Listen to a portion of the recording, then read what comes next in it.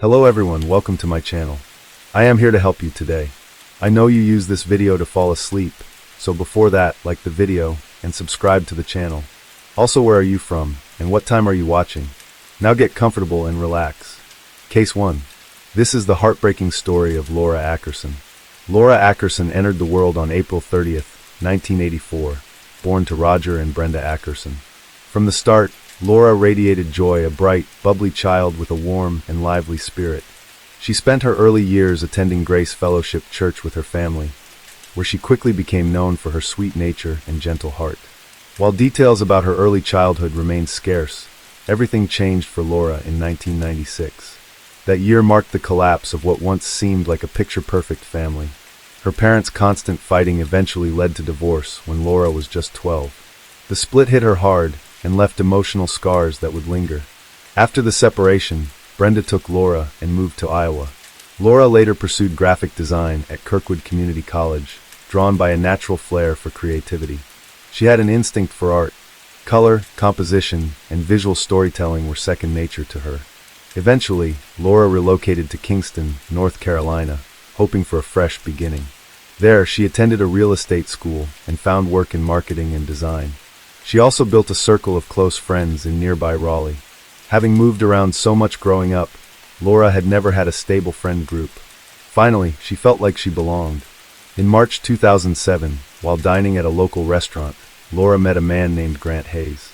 Interestingly, they shared a birthday, April 30th, which sparked an immediate connection. Born in 1979 in Raleigh, Grant had a musical streak and a strong religious upbringing. He gained local recognition as a performer, playing small venues and bars, and had a magnetic personality that drew people in. Years before meeting Laura, Grant had married a woman named Emily Lovers, whom he'd fallen for soon after high school graduation. That relationship burned fast and bright, and then fizzled out. Their divorce left a deep mark on Grant, who had written love songs inspired by her. With the end of that marriage came a decline in his mental health. He was later diagnosed with bipolar disorder and depression, and prescribed powerful medications like lithium. But instead of sticking with treatment, Grant began self-medicating with alcohol and harder substances. As time passed, Grant's behavior grew more erratic. He dabbled in synthetic hallucinogens, which only amplified his worst traits: narcissism, paranoia, and aggression. He started having bizarre delusions, believing aliens controlled the government, and that he was a chosen one destined to survive the apocalypse by finding a spaceship. He even rejected modern medicine, including vaccines, convinced they were harmful. Despite his deteriorating mental state, Grant's music career was still afloat. He was booking regular gigs, and that's around the time Laura came into his life. To outsiders, Grant might have looked like a rising star. But behind closed doors, his relationship with Laura quickly became toxic. He was controlling, physically and emotionally abusive, and chronically unfaithful. Laura, already emotionally fragile from her childhood, struggled to break free. He isolated her from her friends and dictated nearly every part of her life, from her social circle to her daily routine. Shockingly, the couple tied the knot just months after meeting. Laura, longing for stability and love after years of emotional turmoil, believed she had found her fairy tale ending. But her friends were blindsided by the news. None of them even knew she was in a relationship, let alone married. Still, they stood by her, hoping she had made the right choice. Not long after Laura became pregnant, she was overjoyed, imagining a fresh chapter as a mother. Grant, on the other hand, wasn't thrilled. The news only intensified his possessiveness. When their son, Grant Jr., was born 9 months later, Laura poured every bit of love she had into him. Naming the baby after himself seemed like a classic move from Grant. Not necessarily a sentimental one, but more a display of ego. Laura adored her son. Meanwhile, Grant was still chasing gigs, cheating, and indulging in drugs, showing little interest in fatherhood. Eventually, he was offered a job in the Virgin Islands. He took it without hesitation, leaving Laura and their newborn behind in North Carolina. Whether or not he was actually working out there is unclear, but one thing's for sure: he wasn't alone. Grant began seeing a woman named Amanda Perry Tucker, a single mother and aspiring actress. Amanda had scored small, uncredited roles in shows like The Sopranos and The Stepford Wives, but her career hadn't taken off. And that's where another chapter in this tangled story begins. Grant Hayes was instantly drawn to Amanda Perry Tucker, and not just because of her charm. Amanda had money, nearly $200,000 in cash and $80,000 worth of jewelry, possibly from her previous divorce, though that's never been confirmed. At the time Grant met her, he was flat broke, no savings, no stability. But Amanda had resources, and that changed everything for him. Their relationship picked up quickly. For Grant, being with Amanda was more than romance. It was leverage. He flaunted the affair, making no effort to hide it from Laura. In fact, he used it as a weapon, taunting and ridiculing her at every opportunity. But then Laura did something Grant never saw coming. She'd had enough. After years of enduring his manipulation, betrayal, and cruelty, Laura finally stood up and said she was leaving him for good. Surprisingly, even people close to Grant supported her decision. His own family, along with his ex-wife Emily, encouraged Laura to walk away, fully aware of how toxic Grant really was. But then came a twist. Laura discovered she was pregnant again. Despite everything Grant had put her through, she gave him yet another chance. Though by now, it was more like chance number 10. That decision spoke volumes about how deeply Laura loved her children. She was willing to endure emotional hardship just to try and keep her family intact, likely driven by the pain of her own parents' divorce. Trying to make things work, Laura packed up her life and moved to the Virgin Islands with her son Grant Jr., hoping proximity might help fix things. But Grant didn't see her arrival as a loving gesture. To him, it was an inconvenience. With Laura around, he couldn't keep living a double life under her nose. Eventually, Laura gave birth to her second son. Sadly, the baby faced serious health issues right from the start, and the family needed better access to medical care. So they relocated back to North Carolina. Grant was furious about the move. He blamed Laura and the kids for dragging him away from potential opportunities in the Virgin Islands.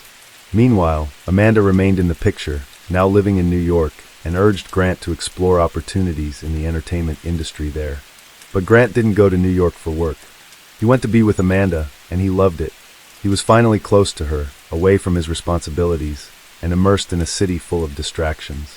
Eventually, he reached out to Laura with a surprising request.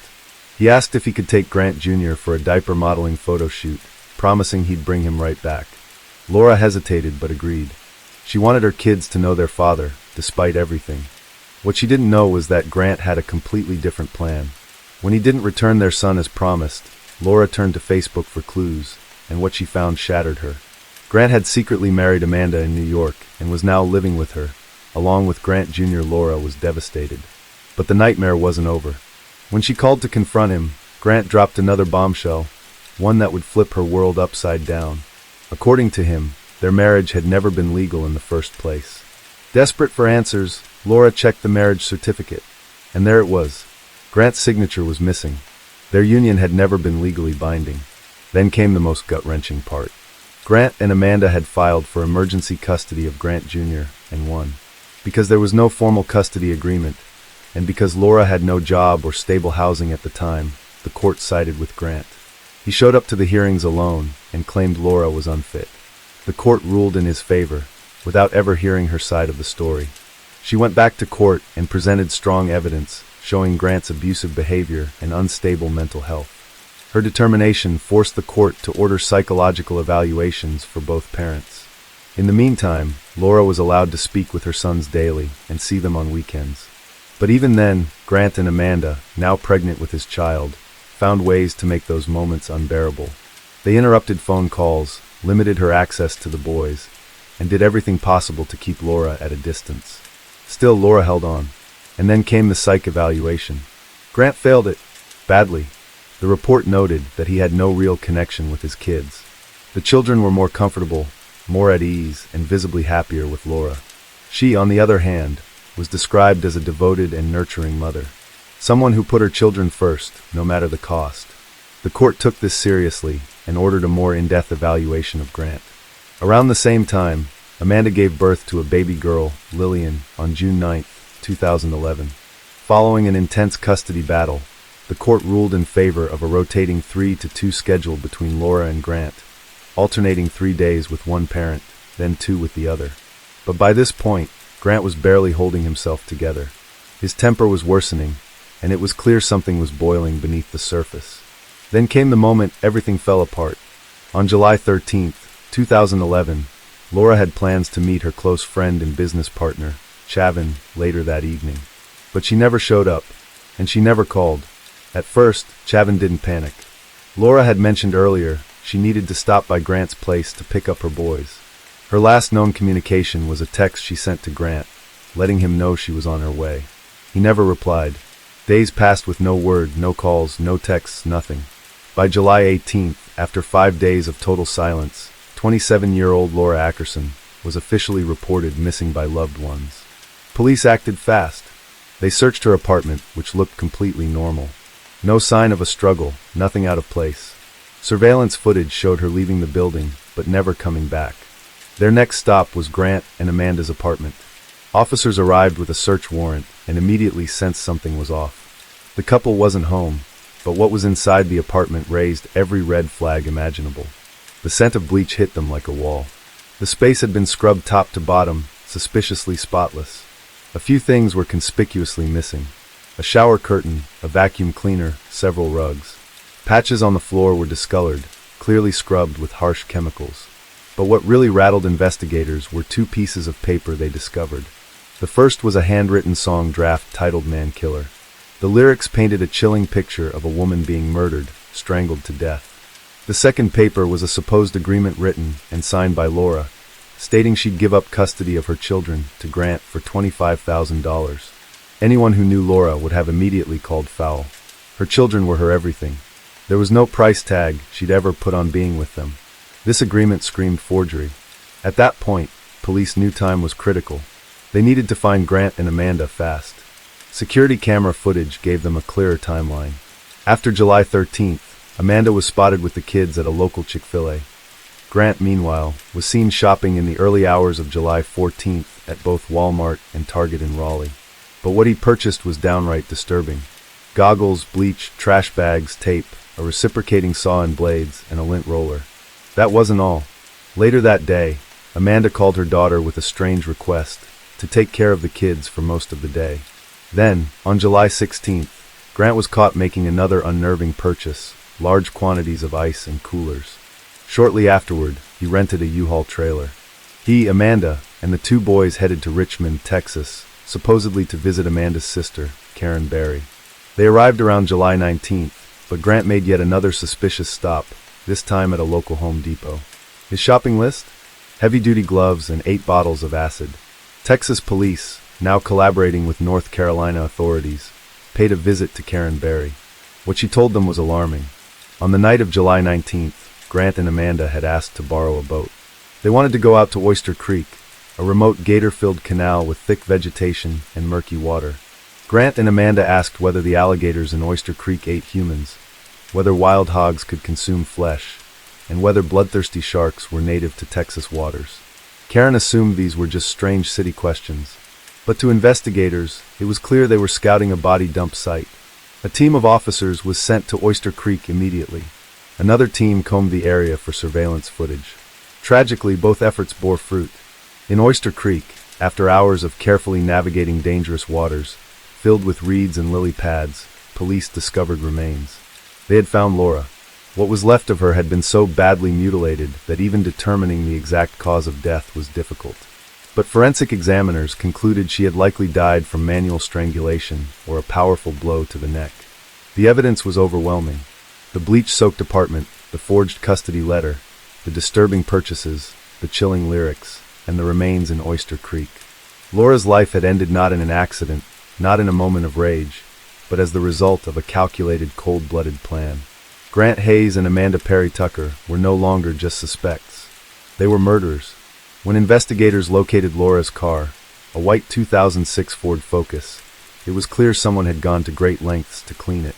The interior had been washed thoroughly, and there was visible damage to the rear of the vehicle. Then came even more damning footage. Surveillance showed Amanda near Karen Berry's home, discarding bottles of acid. Just 13 days after Laura was last seen, the case took a major turn. On July 25, 2011, Grant Hayes and Amanda Perry Tucker were arrested at Grant's parents' house in North Carolina. Both were charged in connection with Laura's death. Their trials were held separately, and as expected, each tried to shift the blame. Grant claimed that Laura had shown up at the apartment on July 13th and threatened Amanda, saying she'd take her daughter the same way her own sons had been taken. According to Grant, Amanda lashed out during the confrontation and killed Laura, while he only helped cover it up. Amanda, on the other hand, painted herself as a victim. She said Grant had been emotionally abusive and manipulative for years. Her version of events claimed that Laura and Grant got into a heated argument, and Laura accidentally hit her head during the fight, something Amanda conveniently didn't witness because she was in another room with the children. Amanda said that when Grant told her Laura was hurt, he instructed her to leave with the kids so he could call for help. She went to Chick-fil-A, and when she returned, Laura was gone. Grant then casually claimed that Laura was fine and had already left. It wasn't until they were in Texas, she said, that Grant confessed what had really happened, and then threatened her into helping him hide the truth. Despite their stories, the mountain of evidence said otherwise. Both Grant and Amanda pleaded not guilty, but the court didn't buy it. On September 16, 2013, Grant Hayes was sentenced to life in prison with no possibility of parole. His demeanor in court was chilling. He smiled, laughed, and showed no hint of remorse. It was as if he thought he was going on vacation, rather than facing justice for a brutal crime. Amanda's sentencing came months later, on February 19, 2014. She received a sentence of 13 to 16 years.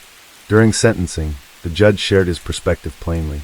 He believed Amanda could have stopped what happened to Laura. Instead, she chose to be a participant.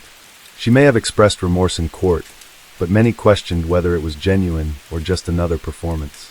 But that wasn't the end for Amanda. Texas authorities charged her separately for tampering with evidence, and she was hit with an additional 20-year sentence. As for how this horrifying crime actually unfolded, investigators believe Grant lured Laura to his apartment under false pretenses. She was told she'd be able to see her boys, maybe even take them home. Grant may have even lied and said he was ready to give her full custody. That's the only explanation for why Laura would travel all the way from Kingston to Raleigh alone, especially when her friends had warned her never to meet Grant without backup. Tragically, Laura walked straight into a trap. One theory suggests that once she arrived, Grant and Amanda forced her to write and sign the so-called custody letter, threatening her with the loss of her children if she didn't comply. Then, she was attacked, either strangled or struck with a fatal blow. It was cold, calculated, and devastatingly cruel. Why? Likely because Grant wanted Laura gone for good, out of the picture, so he could continue his life with Amanda, free of custody battles and court hearings. But the ultimate irony?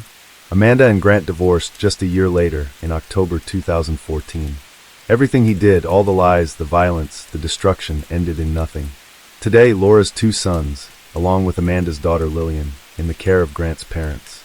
Thankfully, they are loving and nurturing, the exact opposite of their father. But it's heartbreaking to think of the childhood these boys lost, growing up without their mother because of their father's selfishness. Laura Aerson was a vibrant, loving, creative woman, a devoted mother, a loyal friend, and a daughter who deserved so much more. Her death was the result of manipulation, control, and cruelty at its worst.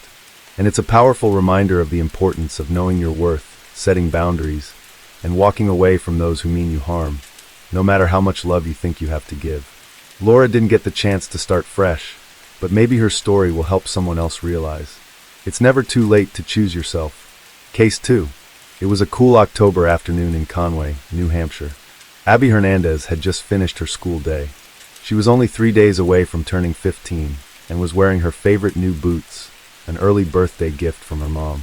As she walked home, texting her boyfriend, everything seemed normal.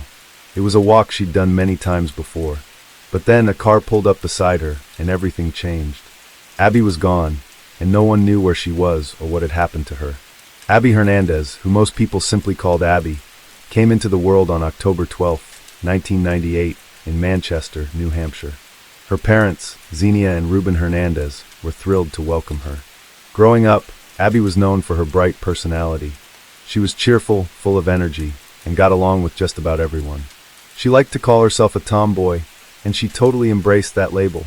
Abby had a deep love for sports and a big soft spot for classic rock. Her outfits, her attitude, it all reflected that cool, laid-back style. At the time of the incident, Abby was dating a boy named Jimmy Campbell.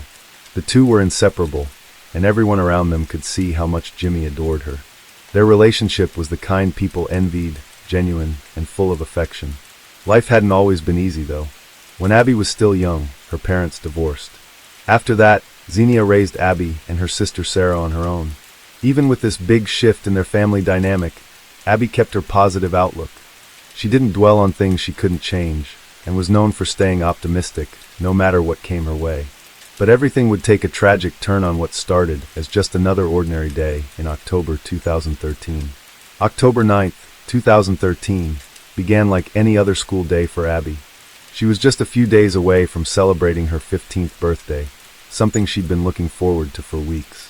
That morning, she chose to wear a gray sweatshirt, black yoga pants, and a brand new pair of black-heeled boots. Her birthday present from her mom, which she was wearing for the first time. Anyone who's ever worn new shoes knows that first-day pain, and Abby was feeling it hard. Her best friend, Miranda, noticed how she limped around school, clearly uncomfortable. Still, she made it through the day, smiling, chatting with friends, and even snapping some pictures. But that afternoon, something went terribly wrong. Xenia expected her daughter to walk through the door after school like usual, but Abby never came home. Normally, she took the bus, but she sometimes enjoyed walking back if the weather was nice and the mood struck her. Since the walk was short, Xenia figured maybe this was one of those days. Of course, she had no idea how painful those new boots had made Abby's walk that day. As time passed and the sky darkened, Xenia's concern grew. She called Abby's phone, but there was no answer. Panic quickly set in. Xenia drove to the school and spoke to the librarian, desperately asking if anyone had seen her daughter. The answer left her frozen. Abby had left school on foot hours earlier. At 7 p.m. that night, Xenia reported her 14-year-old daughter missing. The police jumped into action right away. Conway was a small community, and news of Abby's disappearance spread quickly. Investigators reviewed security footage from the school and spotted Abby, leaving the building at exactly 2:29 p.m., walking toward home just like she usually would. She had her backpack on and was still wearing the same clothes. Nothing appeared out of the ordinary. There was no sign that she had run away. Her room was untouched, and none of her belongings were missing. Still, the investigators needed to ask all the standard questions. Had Abby been acting strange? Was she upset about something? Could she have been planning to leave? Everyone who knew her, friends, teachers, family, dismissed those ideas right away. Abby was excited about her upcoming birthday and had been busy planning the party down to the smallest detail. Her friends insisted she'd never just vanish like that. With no time to waste, police began canvassing the town, sharing Abby's photo with the public and organizing search efforts. Volunteers joined in, hoping to bring her home safe. The search for Abby had begun. Volunteers from all around came together in hopes of finding Abby. They searched tirelessly on foot and from the air.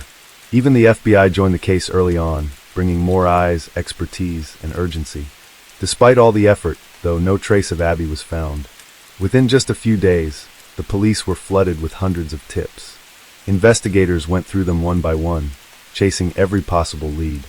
They also held frequent press conferences, keeping the public updated and trying to maintain hope. But as days passed without any progress, unease grew in the community. A dedicated website called Bring Abby Home was created, filled with photos and videos of Abby, keeping her story alive and urging people to help bring her back. Then came October 12th, Abby's 15th birthday. Instead of blowing out candles or unwrapping presents, her family held a candlelight vigil. Neighbors and friends gathered together, saying happy birthday, and prayed for Abby's safe return. It was a heartbreaking moment. Xenia, her mother, was trying to stay strong, not just for Abby, but also for her other daughter, Sarah. But the weight of the unknown was crushing. Some days, hope felt impossible. Meanwhile, detectives kept at it. They pulled Abby's phone records and saw that her last location pinged about a mile from home. After that, the phone went completely dark. Text messages didn't reveal anything suspicious either. The last person Abby had messaged was her boyfriend, Jimmy, who had been taking the bus home around the same time. He was questioned, of course, but it quickly became clear Jimmy had nothing to do with her disappearance. Their relationship had been genuine and loving. Weeks passed. On November 6, 2013, almost a month after Abby vanished, Xenia was sorting through her mail when one envelope caught her attention. It was postmarked October 23rd, exactly 2 weeks after Abby went missing. Something about it felt significant. When Xenia opened the letter and began to read, her heart stopped. It was from Abby. The handwriting was unmistakably hers, though the tone and wording felt off. The letter said she was safe, that she loved her family, and that she had run away. She urged her mom not to lose hope. Zinnia read the letter over and over, but something didn't sit right. It was Abby's writing, yes, but not her voice. Zinnia handed the letter over to authorities immediately. While it shocked everyone, investigators weren't convinced by its contents. To them, the message felt forced, too polished, like someone had told Abby exactly what to write. DNA testing confirmed that the letter was indeed written by Abby, but detectives believed she hadn't written it freely. They didn't buy the runaway story for a second, and thankfully, they didn't stop investigating. Months went by with no sign of Abby. Then, on March 17, 2014, something unexpected happened. Roughly 30 miles from Conway, a woman was involved in a car accident. But instead of a typical exchange, the other driver pulled out a weapon and brutally attacked her. It was a terrifying encounter. The attacker was quickly arrested. At first, the incident seemed random, but investigators had a gut feeling this man might somehow be connected to Abby's case. They weren't ready to share why publicly, but something about him raised red flags. That man was 34-year-old Nathaniel Nate Kibbe. He was an odd and intense person, deeply into guns, the Constitution, and extremist political ideas. Investigators confiscated dozens of firearms from his home. He didn't put up a fight, but during the search of his remote property, police spotted a large shipping container tucked behind his house. It stood out immediately. When asked about it, Nate became defensive, insisting that the warrant only allowed them to seize his weapons, not to look elsewhere. Legally, the officers had to comply. So after collecting the firearms, they left, completely unaware that behind that container door was Abby Hernandez. Yes, Nate was Abby's kidnapper. But how did he manage to abduct her in the first place? Let's go back to the day Abby disappeared. She had just missed her school bus by seconds. Her feet were sore from those new boots, but with no other choice, she began the short walk home. As she was texting Jimmy, a car pulled up beside her. A man in his 30s noticed her limping and offered her a ride. Tired and grateful, Abby accepted. She had no idea that choice would lead to months of terror. Rather than taking her home, the driver turned into an empty parking lot. That's when the mood shifted. Abby tried to get out, but the man pulled a weapon on her, tied her hands, blindfolded her, and forced her to crouch down in the passenger side footwell, completely hidden from view. After a long and disorienting drive, the car finally stopped. Abby was dragged out and thrown onto something soft. When the blindfold came off, she realized she was on a filthy mattress, and she was trapped. She was inside Nate's shipping container. The room where Abby was being held was small, the floor made of cold metal. The door had latches on it, and the walls were padded to keep any sound from escaping. It was a prison disguised as a storage unit. When Abby looked up, she saw her captor again. This time, he was wearing a gold Halloween mask. Nate made it clear from the start, if she tried to scream or escape, there would be serious consequences. It's impossible to put into words what Abby must have felt in that moment. Fear doesn't even begin to describe it. Almost immediately, the nightmare began. Nate, who was both cruel and twisted, started a pattern of abuse and control. Even though she was already locked away in the shipping container, he kept her tied up for days at a time. He used devices like stun guns and shock collars to hurt her, for no reason other than his own sick satisfaction. And tragically, Abby was also repeatedly assaulted. Despite everything she was enduring, Abby refused to give up. Deep down, she clung to a powerful desire to survive and to one day return home. In the early weeks of her captivity, while Abby's family and police were appearing on the news, holding out hope, Nate would use those moments to taunt her. He'd tell her how close her family was, how hard they were looking for her, then twist the knife by reminding her that she was still stuck, still unseen. It was psychological torture, meant to break her spirit. But strangely, seeing her mom crying on TV didn't defeat Abby, it fueled her. It gave her a reason to keep going, a reason to fight. 2 weeks after she was taken, Nate forced Abby to write a letter to her mother, the same one Zinnia received in early November. Nate believed the letter would throw off the police. And though Abby did what he asked, she secretly scratched the words help and kidnap into the paper with her fingernails. But Nate noticed. He made her do it all over again and sent out the cleaner version. Still, the abuse continued. Months passed. At around the 6-month mark, Abby had a realization. She had some power in this horrible situation. She noticed that if she talked to Nate like a friend, acted calm and cooperative, he let his guard down. So she started to engage him in small conversations. Over time, Nate developed a strange emotional connection to her. one that Abby quietly used to her advantage. Nate began referring to her as the closest thing he had to a daughter. He'd sit and talk for hours about his life, his conspiracy theories, his obsession with the Constitution. He even let her read books and eventually removed her blindfold, allowing her to see his face for the first time. It was then, through one of those books, a cookbook with the name Nate written inside, that Abby finally learned her abductor's real name. That was a turning point. Abby discovered more about Nate. He admired the Gadsden flag and had strong libertarian beliefs. He filled their conversations with political rants, as if he were teaching a class. She listened, quietly learning everything she could. She also learned about another part of Nate's life. He printed counterfeit money. He saw it as his way of getting back at a government he loathed. In an attempt to earn more trust, Abby even helped him with the fake bills. She figured the more useful and non-threatening she seemed, the better chance she had of surviving. Eventually, the constant abuse started to lessen, though it didn't stop completely. Around this time, Nate began hiring sex workers and paying them with counterfeit money. He wasn't just exploiting them, he was scamming them too. One of those women was 27-year-old Lauren Monday. The day after meeting Nate, she tried to use the money he'd given her and realized it was fake. Furious, she called him, threatening to go to the police. Nate hadn't given Lauren his real name, but he slipped up. His email address included his full name. On top of that, Lauren was able to give investigators a clear description of his car. This was a major break. Shortly after Lauren's call, Nate burst into the container in a panic. He was angry and unsettled, but Abby knew better than to react. She stayed calm, asked him what was wrong, and listened. She'd gotten used to his rants by now, and she knew it was safer to stay quiet and let him talk. Then, something unexpected happened.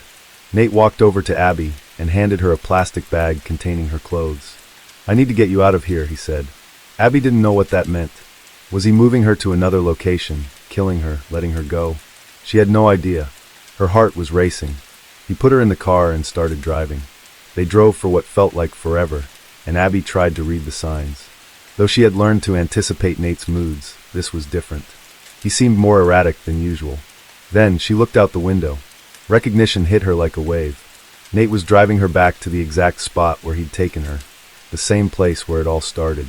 Without another word, he pulled over, told her to get out, and then he drove off. Abby slammed the car door shut and watched as Nate drove off, disappearing down the road. She stood there, frozen in disbelief. Part of her wanted to celebrate, scream, cry, anything to release the rush of emotions surging through her. But fear lingered. What if he changed his mind? What if he came back? Still wearing the same clothes from the day she vanished 9 months earlier, Abby began the walk home. Each step was filled with uncertainty. It felt surreal, like she was dreaming. But she kept going, until finally she reached her front door. Inside, Xenia was in the living room, overwhelmed by the same sorrow that had haunted her for months. Then Abby's voice, a soft call from the entryway. Xenia froze, thinking her mind was playing tricks on her. But when she turned around and saw her daughter standing there, alive, everything stopped. She was transported back to that awful October night when her world fell apart. And now, suddenly, the one thing she prayed for had come true. The emotions between them were indescribable. Xenia had lived every single day hoping, begging for this moment. And now, here Abby was, standing in front of her, safe, breathing. But the nightmare wasn't over. Though Abby had escaped, Nate was still out there. And opening up about what had happened was incredibly difficult for her. Just before letting her go, Nate had made one final threat. If she ever talked to the police, he would find her and her family. And it wouldn't end well. That threat was enough to silence Abby. Her instinct was to protect the people she loved, even if that meant keeping quiet about her abduction. Because of her silence, rumors spread quickly. People began questioning her story. Some accused her of lying, claiming she ran away and made the whole kidnapping up. The same community that had supported her family for months now turned their backs on them, casting doubt and judgment. It was heartbreaking, but with support from law enforcement and those who still believed in her, Abby eventually found the strength to speak the truth. She told them everything about the container, the mask, the torture, and revealed the identity of the man who had taken her, Nathaniel Kibbe. In 2014, Nate was arrested. Building the case took nearly 3 years. The charges against him were staggering, around 205 in total. They range from kidnapping to sexual assault to producing counterfeit currency. When the trial finally came, the verdict was clear: guilty. Nate was sentenced to 45 to 90 years in prison. Then came May 16, 2016. In a courtroom full of people, Abby walked in, stronger, braver, and more determined than ever. She faced Nate and delivered a powerful statement. She forgave him. She told him calmly and clearly that she forgave everything he had done to her, because she wasn't going to carry the weight of his cruelty for the rest of her life. That moment wasn't just about closure, it was about reclaiming her power. Abby explained that her experience changed her. She no longer took the little things for granted: sunsets, quiet mornings, laughter, freedom. The trauma she endured had reshaped her view of the world, but it hadn't broken her spirit. Today, Abby is living a quiet, peaceful life. She's a hairdresser and a devoted mother. Her days are filled with love, purpose, and healing. What Abby endured is unimaginable, but her story isn't just one of survival, it's a lesson in resilience. When faced with unspeakable horror, she didn't give up. She held on for herself, for her mother, for her future. Abby Hernandez is a fighter. Her courage in the darkest of moments reminds us all that even when the odds feel impossible, we can still hold on, we can still survive, and we can still rise. Case 3. On the afternoon of October 8, 2011, thick smoke rose from a quiet property just outside Córdoba, Spain. A fire had been lit in a hidden spot, burning hotter than usual. Not long after, a father called emergency services, saying his 2 young children had vanished while playing at a nearby park. Police, family, and neighbors quickly joined the search, hoping for a safe return. But behind this desperate call was a dark secret, one that would soon shock the entire country. José Breton, born in 1973 in Córdoba, Spain, grew up in a middle-class family. His early life was shaped by a traditional environment and a strict religious education. After finishing his studies, he enlisted in the military, where he rose to the rank of infantry corporal. He later served as an ambulance driver during the war in Bosnia, an experience that exposed him to intense trauma and ultimately led to his desertion. Once back in civilian life, José met Ruth Ortiz, a young veterinary student. Their relationship progressed quickly, and after 4 years together, they married in 2002. But from the very beginning, their marriage was deeply troubled. José had made it clear he didn't want children, and if they ever had any, Ruth would bear the full responsibility. Despite his warnings, Ruth gave birth to a daughter, also named Ruth, followed by a son, José. The arrival of their children marked a turning point. While he seemed somewhat tolerant of the girl, the birth of their son triggered a dark transformation. His behavior became oppressive, especially toward Ruth. Over time, he isolated her from her loved ones and dominated every detail of her daily life, driven by an obsessive need for control and a deep-seated fear of contamination. José's routines became increasingly strange. He refused to use public transportation or bathrooms unless he could sanitize every surface beforehand. At home, he demanded strict order and imposed rigid rules. The children were expected to wash their hands as soon as they got home and remain silent during meals. José often wore earplugs to block out household noise, a reflection of his extreme sensitivity and anxiety. For Ruth, life became unbearable. After years of enduring psychological and emotional abuse, she finally sought help. A psychologist helped her understand that José's behavior was not only abnormal, but unacceptable. This clarity gave Ruth the strength to leave.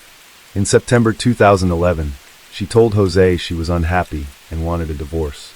José, instead of accepting the separation, began therapy in an apparent effort to change. He even consulted a psychologist for help managing his worsening anxiety. But his emotional state was fragile. At age 15, he had once attempted suicide after a breakup, an alarming precedent. As the divorce loomed closer, José grew increasingly unstable, constantly contacting his therapist and being prescribed medication that proved ineffective. Determined to move on, Ruth relocated to Huelva with their 2 children and sought refuge at her mother's home. José, meanwhile, returned to Córdoba. They agreed that he would have custody of the children every other weekend. It was during one of these visits that tragedy struck. On October 8, 2011, José called the police claiming his children, then aged 6 and 2, had vanished while playing in a park. He said they had run off, and he lost sight of them. The authorities responded immediately, launching an extensive search that included officers, emergency units, and even local taxi drivers. Posters with the children's faces were distributed throughout the city. Initially, investigators considered the possibility of an abduction. But as hours passed, inconsistencies began to surface. Notably, Jose didn't file an official report until 9 p.m., a delay that raised suspicions. When questioned at the station, he suggested someone from Ruth's family might have taken the children, pointing to the couple's ongoing separation as a source of tension. However, at the time of the children's disappearance, Ruth and her relatives were all in Huelva, far removed from the unfolding crisis. Upon hearing the news, Ruth immediately suspected Jose and traveled back to Córdoba. She organized a vigil with neighbors and family, praying for her children's safe return. As the investigation progressed, authorities began to focus on Jose's mental state. His history of controlling behavior and emotional instability made him a prime suspect. Detectives noticed that his statements didn't add up. He first claimed the children had disappeared while walking with him, but later said he had arrived by car and was momentarily distracted by a text message. He also claimed that earlier that day, his children had been with his sister before he took them to his rural property on the outskirts of Córdoba, arriving there around 1:15 p.m. While the children supposedly slept in the car, he said he lit a bonfire to destroy belongings that had once belonged to Ruth, an attempt, he said, to erase painful memories of their broken marriage. Later, around 5 p.m., he claimed he headed to the park to meet his brother and nephews, insisting the children had been sleeping in the vehicle since the early afternoon. These claims immediately raised red flags. Detectives sensed he was hiding something and decided to inspect the property that very night. Jose accompanied a team of investigators to his house. There, they discovered the bonfire he had mentioned, still smoldering with embers glowing faintly. It was a disturbing sight.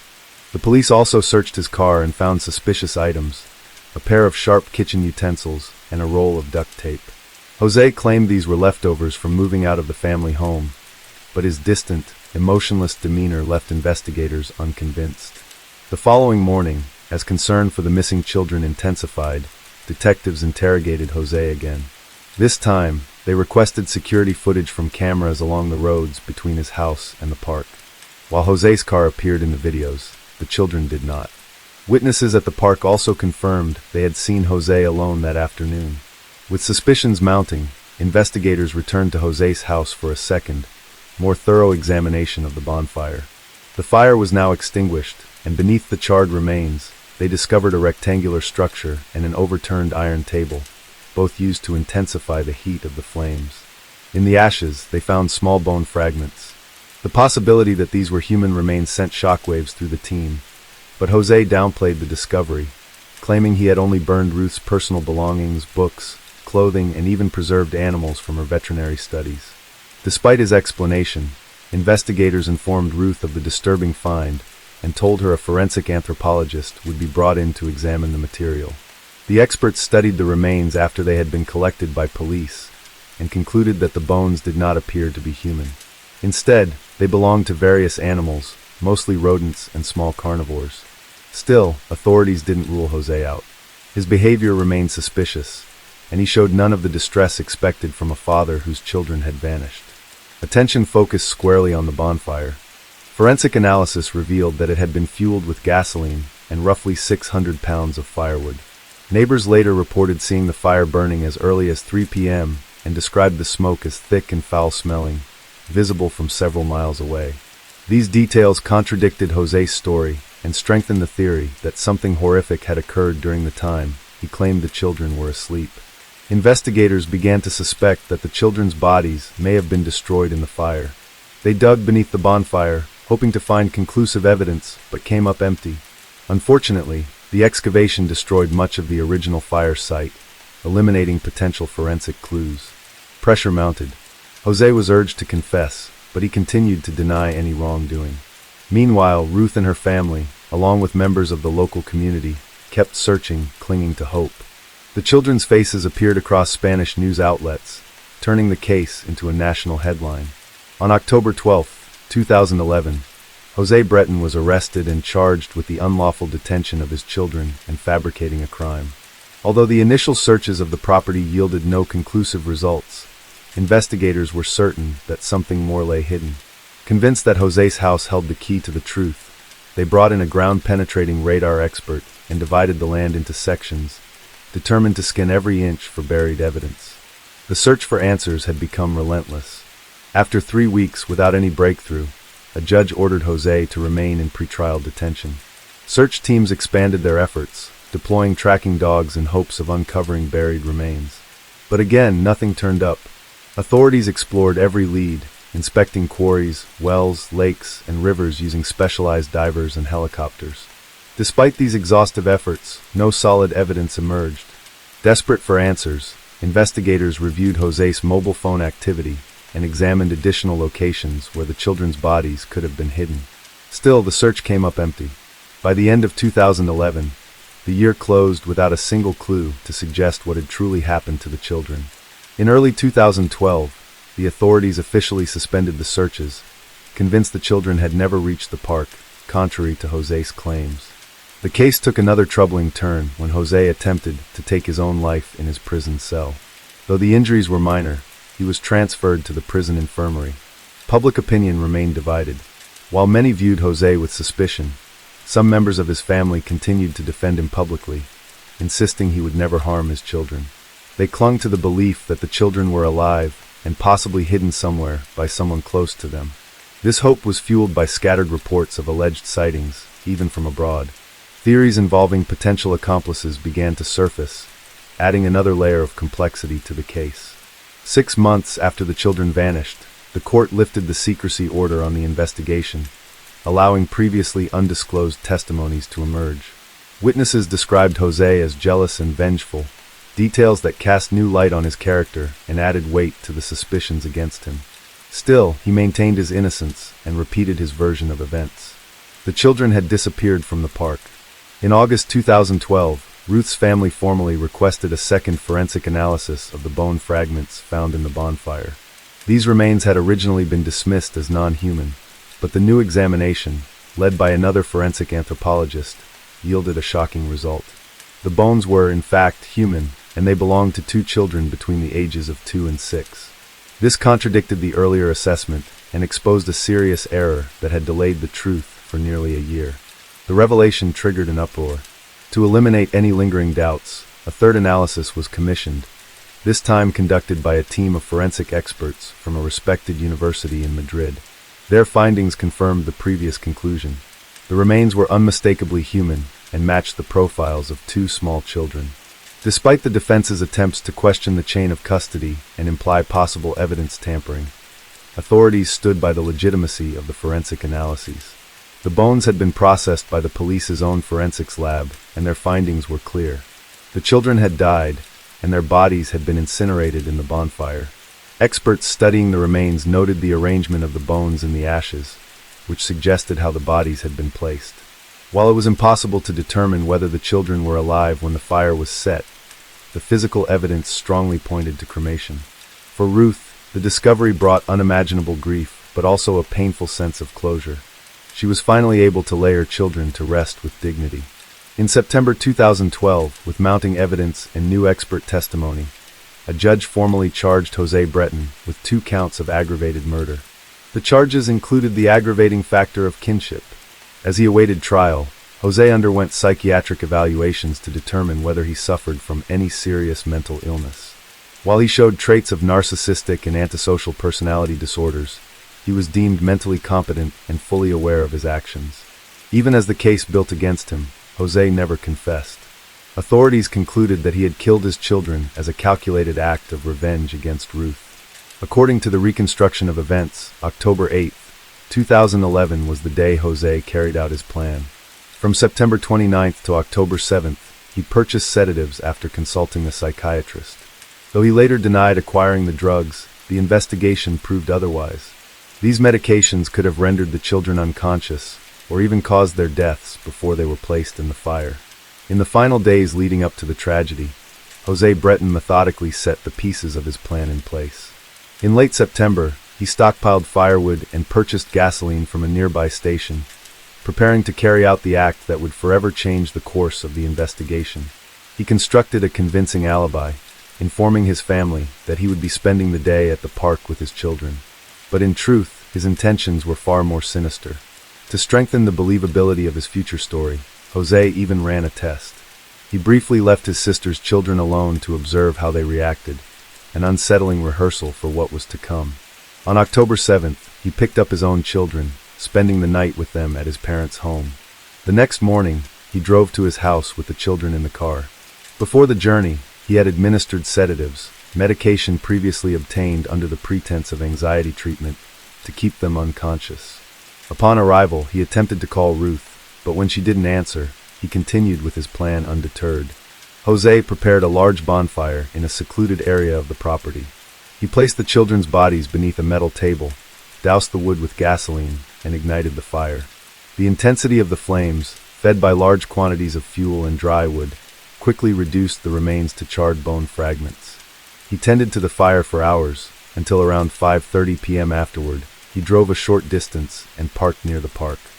There, he called his brother and mother, pretending to be with the children and reinforcing his fabricated timeline. Once he felt his alibi was secure, he began manipulating those around him. He made multiple calls to his family, urging them to join the search for the missing children. Eventually, he contacted emergency services, reporting their disappearance, and later appeared at the police station to file a formal report, fully aware that the story he told was a lie. The trial of Jose Breton began on June 17, 2013. From the outset, his demeanor was unsettling. His rigid posture, unblinking gaze, and calm expression added an eerie tension to an already harrowing case. The trial opened with testimony from witnesses, including both Jose and Ruth. Jose maintained his innocence, denying all accusations. He claimed he adored his children and would have given his life for them. Trying to shift the blame, he argued that the real failure was on the part of investigators, accusing them of wasting time on him instead of searching for his children.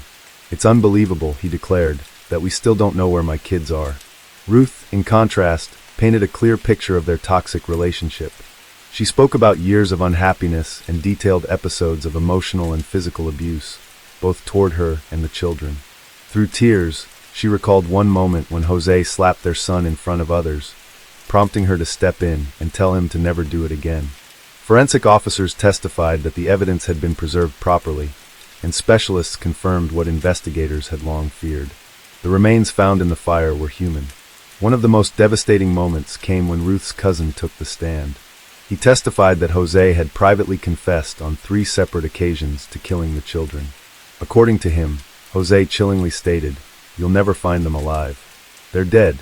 Despite Jose Breton's persistent claims of innocence, the prosecution maintained throughout the trial that there was overwhelming evidence proving he had taken the lives of his children in an act of unspeakable cruelty, driven by revenge against his ex-wife. On July 12, 2013, after 3 days of deliberation, the jury found the 40-year-old guilty of murdering both children. The verdict marked a pivotal moment in the case. Jose sat expressionless as the judgment was read. For the families of the victims, the decision brought a step toward justice, though the path to healing remained long and painful. On July 22, 2013, the court sentenced Jose to 20 years in prison for each murder, plus an additional penalty for filing a false police report. In March 2014, a cassation appeal was filed, claiming violations of Jose's right to the presumption of innocence. However, the Supreme Court upheld the 40-year sentence. A year later, in 2015, the Provincial Court of Córdoba reduced his sentence to 25 years. The case returned to headlines in October 2016, when Jose allegedly attempted suicide in prison. His lawyer, however, suggested he had likely been assaulted by another inmate. After several weeks in a hospital, he returned to prison, where he continued to receive visitors, including his mother, who remained convinced of his innocence. Attention then shifted to the question of prison benefits. According to Spanish law, Jose could request temporary release after serving a quarter of his sentence, approximately 7 years. But in 2019, those requests were denied. Authorities cited his lack of remorse, refusal to acknowledge his crimes, and his failure to apologize or attempt restitution. In 2021, reports emerged that during a restorative justice therapy session, Jose had finally admitted his guilt. The confession reportedly occurred in a group therapy setting where he revealed to fellow inmates, many of them also convicted murderers, that he was in prison for killing his children. The case resurfaced in the public eye once more in March 2025. A Spanish newspaper published excerpts from a forthcoming book that included a series of confessions made by Jose. Through 60 letters and several interviews conducted while in prison since 2016, he at last admitted the truth. The revelations rekindled national grief and horror over one of Spain's most harrowing crimes. His letters also included a deep, albeit belated, apology to Ruth. He acknowledged he would never have the courage to face her in person and ask for forgiveness. While Ruth has spent the years honoring the memory of her children and fighting against domestic violence, the publication of José's confession validated the investigators' original findings and confirmed the strength of the evidence that led to his conviction. Though his sentence remains in effect, the confession could influence future decisions about his incarceration. Yet, due to the brutality of the crime and the lingering absence of genuine remorse, many believe that José's chances of obtaining benefits or sentence reductions should remain firmly out of reach. For the public, and especially for Ruth and her family, the case has once again stirred painful memories. A crime that had once seemed resolved has returned to the spotlight, reviving the anguish of a loss that will never fully heal. Subscribe now for more thrilling investigations. Case 4. Around 2 a.m., Sasha Samsudian got back to her apartment in downtown Orlando after a fun night out with friends. Security cameras showed her walking into the building, alone and ready to end the night. But later that day, police would show up at her door. What they found inside shocked everyone. The clues they uncovered led to a dark and unexpected truth, and the person responsible was someone no one ever imagined. At just 27 years old, Sasha Samsudian had carved out a promising life for herself. Based in Orlando, Florida, she worked as a social media manager for a local real estate agency, a job she was passionate about and excelled in. Described as energetic, sharp, and vibrant, Sasha was more than just a pretty face. Colleagues praised her professionalism, while friends admired her zest for life. She worked hard, celebrated often, and had a magnetic presence that lit up any room. Recently, she had moved into Uptown Place apartments at 911 North Orange Avenue, eager to embrace a new chapter in her life. The excitement was mutual. Sasha was thriving professionally and personally, and she was making every moment count. On the night of the Orlando soccer season finale, Sasha dressed in purple to cheer for her team. After a thrilling win, she joined friends at the Attic nightclub on East Pine Street to continue the celebration. Shortly after midnight, she decided to leave. It wasn't unusual. Her friends often split up for the night, planning to regroup later. Sasha had plans for breakfast the next morning with a friend, but when she didn't show up and didn't respond to calls or texts, he began to worry. Sasha was always connected, always responsive. Hours went by without a word. By afternoon, concern turned into alarm. Some of her friends went to check on her. In the parking lot of her apartment complex, Sasha's car was there. Inside the back seat was a baby shower gift she had planned to bring that day. They knocked on the door of Unit 345, but there was no answer. At 8 p.m., they called 911. When police entered the locked apartment, the living areas appeared untouched. But inside the bedroom, they made a horrifying discovery. Sasha's lifeless body was partially hidden under a duvet, with a hand visible at the edge of the bed. She had been brutally assaulted, raped, strangled, and beaten. Her body bore the signs of a struggle, with defensive wounds and abrasions. Her clothing had been torn, and the necklace she had worn was tangled in her hair. Her phone, purse, and key fob were missing.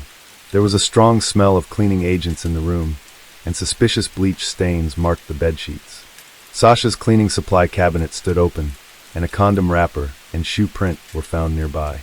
Investigators noted something unusual. The toilet seat was up, a small but strange detail, considering Sasha lived alone.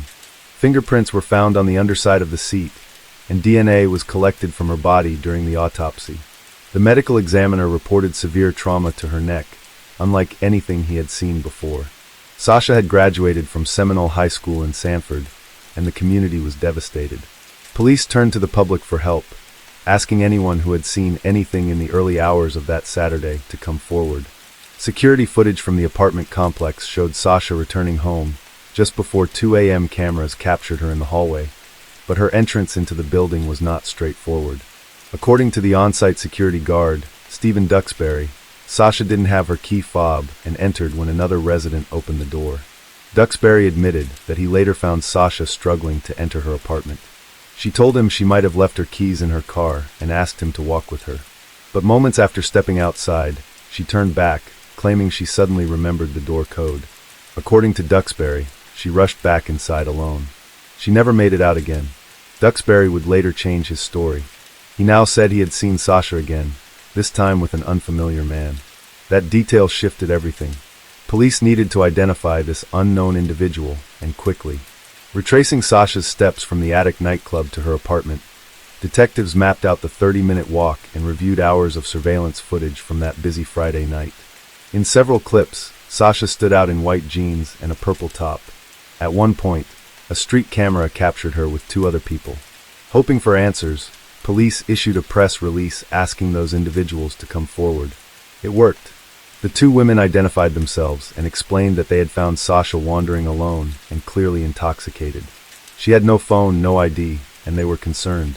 They decided to share an Uber with her to ensure she got home safely. But before they could reach her destination, Sasha abruptly exited the car at a red light, recognizing Uptown Place and rushing toward the entrance. The women followed to make sure she got inside safely. When Sasha couldn't access the building without her fob, they encountered the security guard, Stephen Duxbury, who refused to let her in without identification. As they spoke, another resident opened the door, allowing Sasha to slip inside. The women waited with Duxbury briefly, then left once Sasha had gone in. So far, all accounts aligned, but investigators still had more to uncover. Inside Sasha's apartment, police had found her iPad, which was synced to her iPhone. This allowed them to retrieve messages from the night of her death. One text sent at 5:12 a.m. simply read, "Ben." It was the last known activity from her devices. Ben had been someone Sasha was seeing casually. He told police they had made tentative plans to meet that weekend and admitted they had been texting that night. Ben willingly provided a DNA sample and was quickly ruled out. His alibi was airtight. Another man named Taylor, a former boyfriend who remained close with Sasha, was also interviewed. He had been working a bar shift the night she was killed, which was confirmed by multiple witnesses. Like Ben, his DNA did not match any of the samples collected.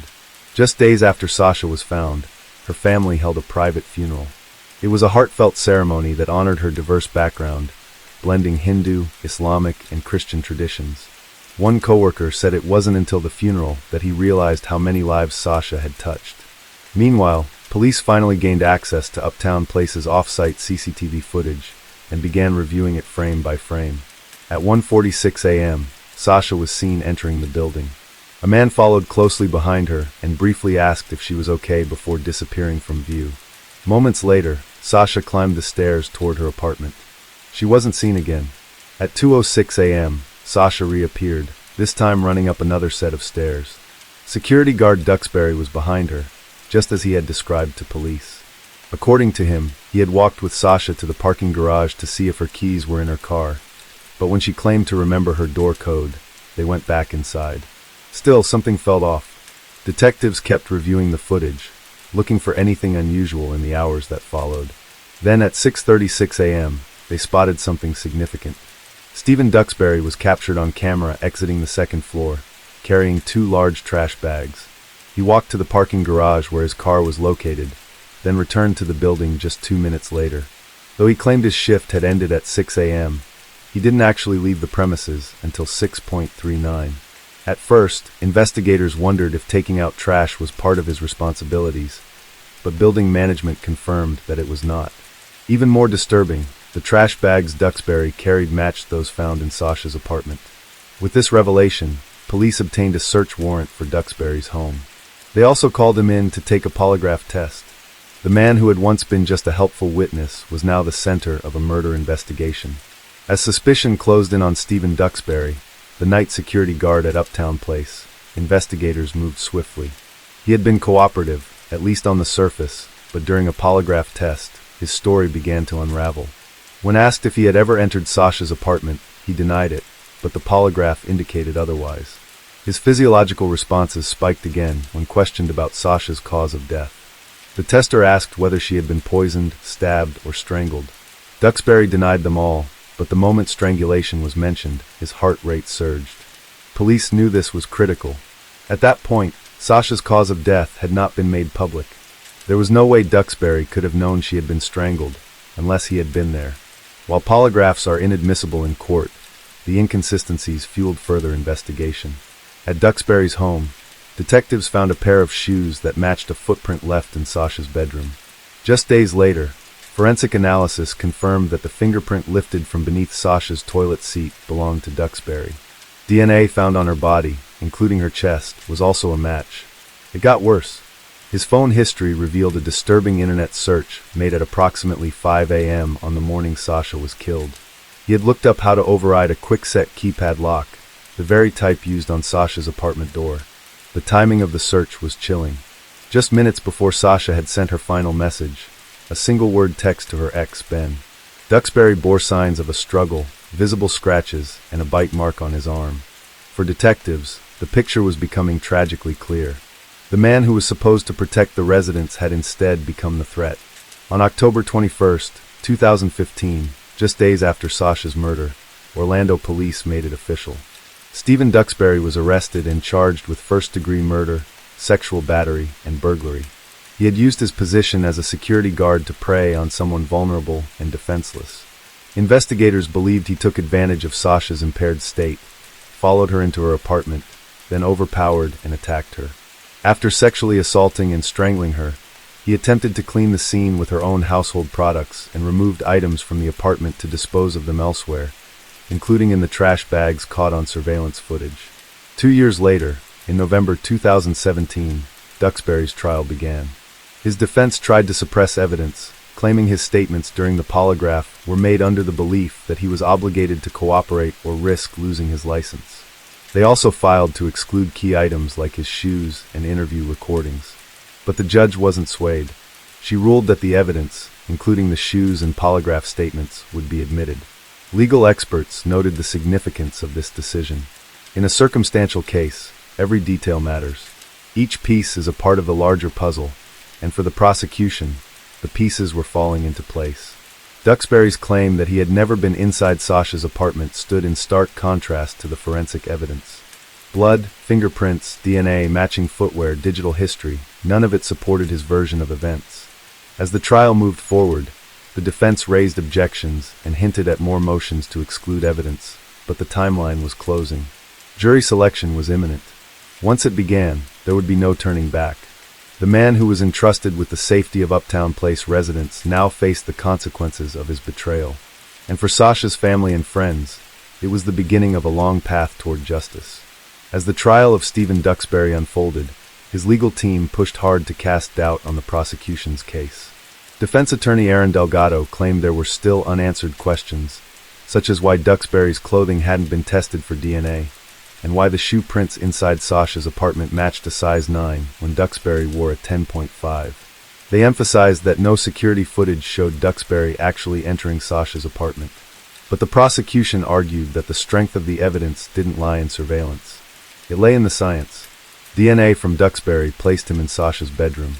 His internet searches, his altered timeline, and the surveillance footage showing him carrying trash bags taken from her unit told a chilling story, one that didn't require video proof to be convincing. When asked about the injuries Sasha suffered, the medical examiner said the abrasions on her lower body could have been caused by a utility or security belt during intercourse. Duxbury's defense even floated the idea that the two had consensual sex, and that someone else could have entered afterward and committed the murder. But the prosecutor made the state's position clear. Her body doesn't lie. The crime scene doesn't lie. The trial lasted 7 days. After just 4 hours of jury deliberation, Stephen Duxbury was found guilty. He was sentenced to life in prison without the possibility of parole for the murder of Sasha Sampsidian. He also received an additional 15 years for attempted sexual battery with force and burglary with assault. The judge ordered the sentences to run consecutively. Duxbury remained silent when given the opportunity to speak after his sentencing. In a moment of quiet strength, Sasha's parents acknowledged the pain felt by Duxbury's family, particularly his mother, who sat quietly in the courtroom. But their grief was still raw. Sasha's mother voiced the heartbreak of all they had lost. No future birthdays, no wedding day to prepare for. Every time I attend a wedding, she said, I remember that we'll never have that for our daughter. The family's fight didn't end with the conviction. The Sampsidians filed a civil lawsuit against the Uptown Place apartment complex, its security company, Vital Security, and the manufacturer of the lock on Sasha's door, Spectra and Brands. The 102-page complaint alleged that a lot of complaints about Duxbury's behavior had been ignored, and that the keypad lock system he exploited was known to be flawed. Their attorney argued that the lock could have been easily compromised with something as basic as a screwdriver, citing articles detailing how the same model had failed in other instances. But the defense pushed back, claiming there was no way to prove a defect because the lock was never collected as evidence. It had been discarded by the unit owner after a new tenant moved in. In February 2019, Duxbury filed an appeal, challenging the court's denial of his motion to suppress statements he made and seeking to overturn his conviction for attempted sexual battery. His appeal was denied. Even with justice served, the Sampsidian family's grief remained ever present, but Ken and Tara turned that pain into purpose. In the years that followed, they worked closely with the Orange County Sheriff's Office, helping other families navigate the devastation of violent loss. Tara, once a trauma nurse, stepped away from her role after Sasha's death. Instead, she devoted herself to supporting victims and survivors, sharing stories, and listening to others through initiatives like the annual Victims' Rights Breakfast. Sasha Sampsidian was more than a victim. She was a bright, passionate young woman whose life touched everyone around her. She was a beautiful soul, one of her coworkers recalled. She cared deeply, laughed easily, and made an impact wherever she went. Her family and friends continue to honor her memory, keeping her warmth and spirit alive through action, advocacy, and love. Case 5. The story began in 2003 when Gabe Watson and his newlywed wife, Tina, decided to enjoy their honeymoon with a diving trip at the SS Yongala shipwreck area, off the coast of Australia. But the dream trip quickly turned into a tragedy. When diving to a depth of over 9 meters, Tina suddenly experienced a problem with her equipment. Panicked, she struggled in the water. Seeing this, Gabe swam over to try to pull his wife up, but the current was too strong, making it difficult for him. During the struggle, Tina accidentally knocked off Gabe's mask and air regulator, causing him to take a moment to regain his vision. When Gabe opened his eyes, he found that Tina had sunk too quickly. Knowing he couldn't save his wife, he tried to surface to get help. A professional diver immediately dove down to search for Tina, but it was too late. When they found her, Tina was lying at the bottom of the ocean lifeless. That heartbreaking moment was captured in this photo. If you look at the bottom right corner of the image, you'll see someone lying motionless at the ocean floor. That's Tina. But what made this case suspicious was Gabe's conflicting statements. Although he claimed to be a professional rescue diver with over 55 dives, he still couldn't save his newlywed wife. Even more suspiciously, just a few days before the fateful trip, Gabe had asked Tina to change her life insurance policy, making him the sole beneficiary. However, following her father's advice, Tina didn't make the change, though she told her husband she had. When questioned by the police, Gabe provided up to 16 different versions of the incident, each time with conflicting details. This raised suspicions about whether it was an accident or a meticulously planned scheme. Prosecutors presented 2 theories. Either Gabe was an arrogant, incompetent man who exaggerated his abilities and failed to save his wife. Or worse, he was a cold-blooded murderer who deliberately cut off Tina's air supply, causing her to pass out and slowly drown. Nevertheless, somehow, Gabe was only convicted of manslaughter and sentenced to 4.5 years in prison. What outraged Tina's family the most was that his sentence was reduced to just 18 months, and Gabe was quickly released. The second photo is just as chilling, capturing a murderer and his victim. In the photo, a man in a yellow sweater is holding a newborn baby while posing for a family photo. This moment seems perfectly normal, resembling any family album picture. But the truth is a heartbreaking story. In 1985, a serial killer claimed the lives of at least 10 women across 2 states. Among them, the body of Lisa Stasi, a 19-year-old mother, was never found. Investigators also had no idea what had happened to Lisa's 4-month-old daughter Tiffany. 15 years later, in 2000, police arrested a man named John Edward Robinson for theft and assaulting a woman. When they searched his residence in Kansas, police discovered the remains of 2 missing women in a large barrel on his farm. After his arrest, John confessed that he was the serial killer responsible for a string of murders starting in 1984. The most shocking detail was that John was the man in the yellow sweater in the family photo, and the newborn baby he was holding was 4-month-old Tiffany. After murdering Tiffany's mother, John brought the baby home and gave her to his brother and sister-in-law to raise, knowing they desperately wanted a child. At that time, Tiffany's name had been changed to Heather Robinson. Shockingly, the Robinson family, including John's brother and sister-in-law, had no idea about the baby's true identity. They also didn't know that John was the notorious serial killer the police had been hunting. It wasn't until 2019, when Heather was 34 years old, that she agreed to an interview with a television station to talk about her life. Heather admitted that in 2000, when she was 15 years old, she learned the horrifying truth about her identity. For 15 years, she had known John as just an ordinary uncle, until the shocking revelation that he had murdered her mother. On the day the truth was revealed, she recalled her adoptive mother running up and down the stairs in panic, while her adoptive father broke down in tears. Later, John was sentenced to life imprisonment without parole and is currently serving his sentence in Kansas. On April 1st, 2014, Chris Kremers and Liz Fruin went for a walk in the dense forest near the Baru volcano in Boquete, Panama. Accompanying them was a small dog. Little did they know this would be their final journey. Chris and Liz were two girls from Amersfoort, the Netherlands. They had spent 6 months traveling and studying in Panama. Besides exploring nature, they planned to participate in volunteer activities, teaching local children to draw, do crafts, and learn Spanish. Before starting their fateful hike that day, the two girls posted on Facebook detailing their plans. They planned to visit local villages and have lunch with 2 fellow Dutchmen. By the evening of April 1st, only the dog returned, while Chris and Liz vanished without a trace. Their host noticed the unusual situation and immediately organized a search, but there was no sign of them. By the morning of April 2nd, the girls still hadn't shown up as scheduled.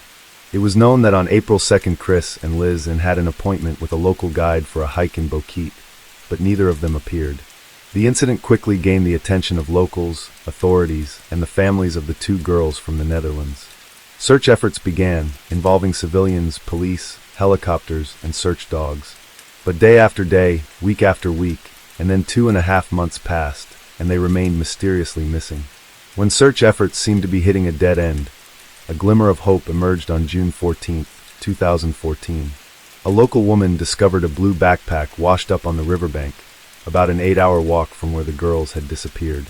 Inside were personal items such as glasses, Lizanne's passport, $83 in cash, a water bottle, and 2 bras. However, the most significant discovery was the girls' phones and a camera. When police examined the devices, a chilling truth was revealed. The girls had attempted to make 77 emergency calls to both the Dutch and Panamanian emergency number 112 over the first 4 days of their disappearance. Sadly, due to the deep forest location and poor signal, only one call lasting 2 seconds connected, but no one answered. Even more suspiciously, on April 6th, someone tried to unlock Chris's phone, but the password didn't match.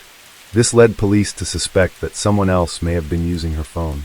Eventually, on April 11th, both phones died due to battery depletion. But what was found on Lizanne's camera was what truly horrified everyone. The first few photos, taken on a trail near the Continental Divide. This is a remote and very dangerous area with few passers-by. However, the photos taken on the night of April 8th, between 1 a.m. and 4 a.m., were entirely different. They showed the girls' belongings scattered on rocks and mysterious flashes of light in the dark forest. The most terrifying discovery was a photo showing blood seeping from the back of Chris's head. After investigating the area where the backpack was found, police discovered Chris's clothes neatly folded by the riverbank. A few weeks later, they found the pelvic bone and a foot inside a boot belonging to one of the girls. Not long after, the remains of both girls were found, but they bore extremely puzzling signs. Lizanne's bones appeared to have decayed naturally, while Chris's bones were stark white, resembling those that had been bleached. This led police to question whether the girls had suffered an accident, or if someone had interfered with the case. Despite years of investigation, no statements came from locals, guides, or hikers. No one knows what really happened to Chris and Liz, and to this day, their disappearance and deaths remain one of the most horrifying mysteries in history. If the 2 Dutch girls mysteriously vanished, leaving behind haunting final photos, the following story is even more chilling, as the victims' final moments were captured by the murderer. This is the photo capturing the final moments before the murder of model Judy Dull, the first victim of the twisted serial killer. The incident began late on the night of October 27, 1958, when a woman pointed a gun at a man with large ears, demanding that he stay put on the highway, attracting the attention of passers-by. When the police arrived, a horrifying story unfolded. The man with large ears claimed to be a photographer but was, in fact, a serial killer obsessed with beautiful women. The model pointing the gun at him was his fourth victim, but had managed to escape thanks to her high alertness. At the scene of the attack, police found ropes, a gun, and a camera inside the man's car. Shortly afterward, witnesses identified this man as the one who had been seen with several missing models over the past few months. His name was Harvey Glattman, a perverted man obsessed with beautiful women. Under intense police interrogation, Harvey eventually shouted that he had murdered 3 female models and claimed they would not find the bodies unless they looked for his toolbox. Immediately, the police searched Harvey's home and found a toolbox, but what they discovered inside were chilling death photos capturing the victim's final moments. Among those, the haunting series of photos of Judy and Dull left investigators most disturbed. Judy was a promising 19-year-old model known for her stunning beauty. In the toolbox, there were heartbreaking images of Judy tied with ropes, her mouth gagged, and her eyes pleading for help, a sight that deeply saddened the police. Even more shocking, some photos showed Judy nude, tied to a wooden post, horrifying many people. The final pictures of Judy were taken in a desert, the same place where Harvey murdered her and abandoned her body for wild animals to scavenge. August 1st, 1957, was Judy's fateful day when she accepted Harvey's offer to model for a photo shoot. When she arrived at what was supposed to be a studio, in reality, Harvey's apartment, he tied her up and gagged her. After releasing her temporarily, Harvey threatened her with a gun, forcing her to remove her clothes and pose for a series of disturbing photos, promising to let her go afterward. However, once the shoot was over, Harvey drove her to the Mojave Desert and strangled her with a rope. While Judy struggled in her final moments, Harvey grabbed his camera and took additional photos, capturing her final breaths. Satisfied with his trophies, Harvey returned home, leaving the victim's body behind in the desert. Judy's disappearance triggered a police investigation, but no clues were found, allowing the serial killer to continue his spree with 2 more models. It wasn't until his 4th intended victim escaped that Harvey's horrific crimes came to light. The police then took him to the desert where he had abandoned the victims. Most of the skeletal remains had been ravaged by animals, leaving only a few bone fragments. However, this was enough for forensic experts to confirm the remains belonged to Judy, Shirley and Bridgeford, and Ruth Mercado. Harvey Glattman admitted that his murderous obsession with young, beautiful women stemmed from a fixation on women in ropes. The media dubbed him the Glamour Girl Slayer, shocking the entire United States. Upon investigating Harvey's past, police were stunned to learn that he had previously been arrested and jailed twice for harassing women. However, those few years in prison failed to change him, and instead, he sank deeper into his violent fantasies. After his arrest, Harvey confessed to his crimes and repeatedly demanded to receive the death penalty. Eventually, the court handed down the maximum sentence to him. He was executed on September 18, 1959, putting an end to his horrifying trail of crimes. This is the last photo of Abigail Williams taken at the Monon High Bridge Trail in Carroll County, Indiana. Just minutes later, she and her friend, Liberty German, who had taken the photo, disappeared without a trace. On February 13, 2007, Abigail invited her close friend Liberty to go for a walk along a trail in Delphi. The 2 girls had arranged to meet Liberty's father at a designated spot, but he waited endlessly without seeing his daughter or her friend. The father reported the situation to the police, and a search began immediately, but nothing was found. On February 14th, the bodies of the 2 unfortunate girls were discovered. Upon examining Liberty German's phone, the police found a suspicious video. It showed a man in jeans, a dark blue jacket, and a hat appearing in the Delphi Trail area. At the time, the 2 girls were there. However, due to the poor image quality, the police couldn't identify the suspect. It wasn't until 2022 that the police identified the suspect as Richard Matthew Allen, but he wasn't sentenced to a total of 130 years in prison until November 2024. This photo was taken in 1943 in a small town called Kapusjord, Hungary. The owner of the photo said the photographer was her father, and the person in the picture was her mother. At first glance, the photo seemed very ordinary, but upon closer inspection, people noticed something unsettling. Behind the woman in the photo appeared a little girl in a dress, but what's more eerie is that the girl had no hands and no face. Many believed it to be the ghost of a little girl or some other eerie entity. Even more chilling is that the photo had not been edited. It was the original print, still kept as is by its owner. No one could explain the strange presence of the little girl in the photo. This picture was taken using regular film, with no Photoshop effects involved. The husband of the woman in the photo took a picture of his wife and child on a sunny afternoon, celebrating their first day at their new apartment in Chicago, Illinois.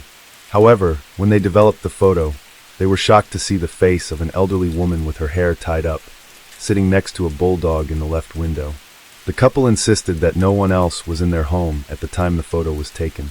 This is a photo of the Cooper family from the 1950s. In the picture, two smiling women are seen happily with two young boys. However, what grabs attention is a man's body seemingly falling from the ceiling. To this day, no one has been able to explain it. Mary Elizabeth from Australia visited the cemetery in 1945 to visit the grave of her 17-year-old daughter, Joyce Elizabeth Andrews.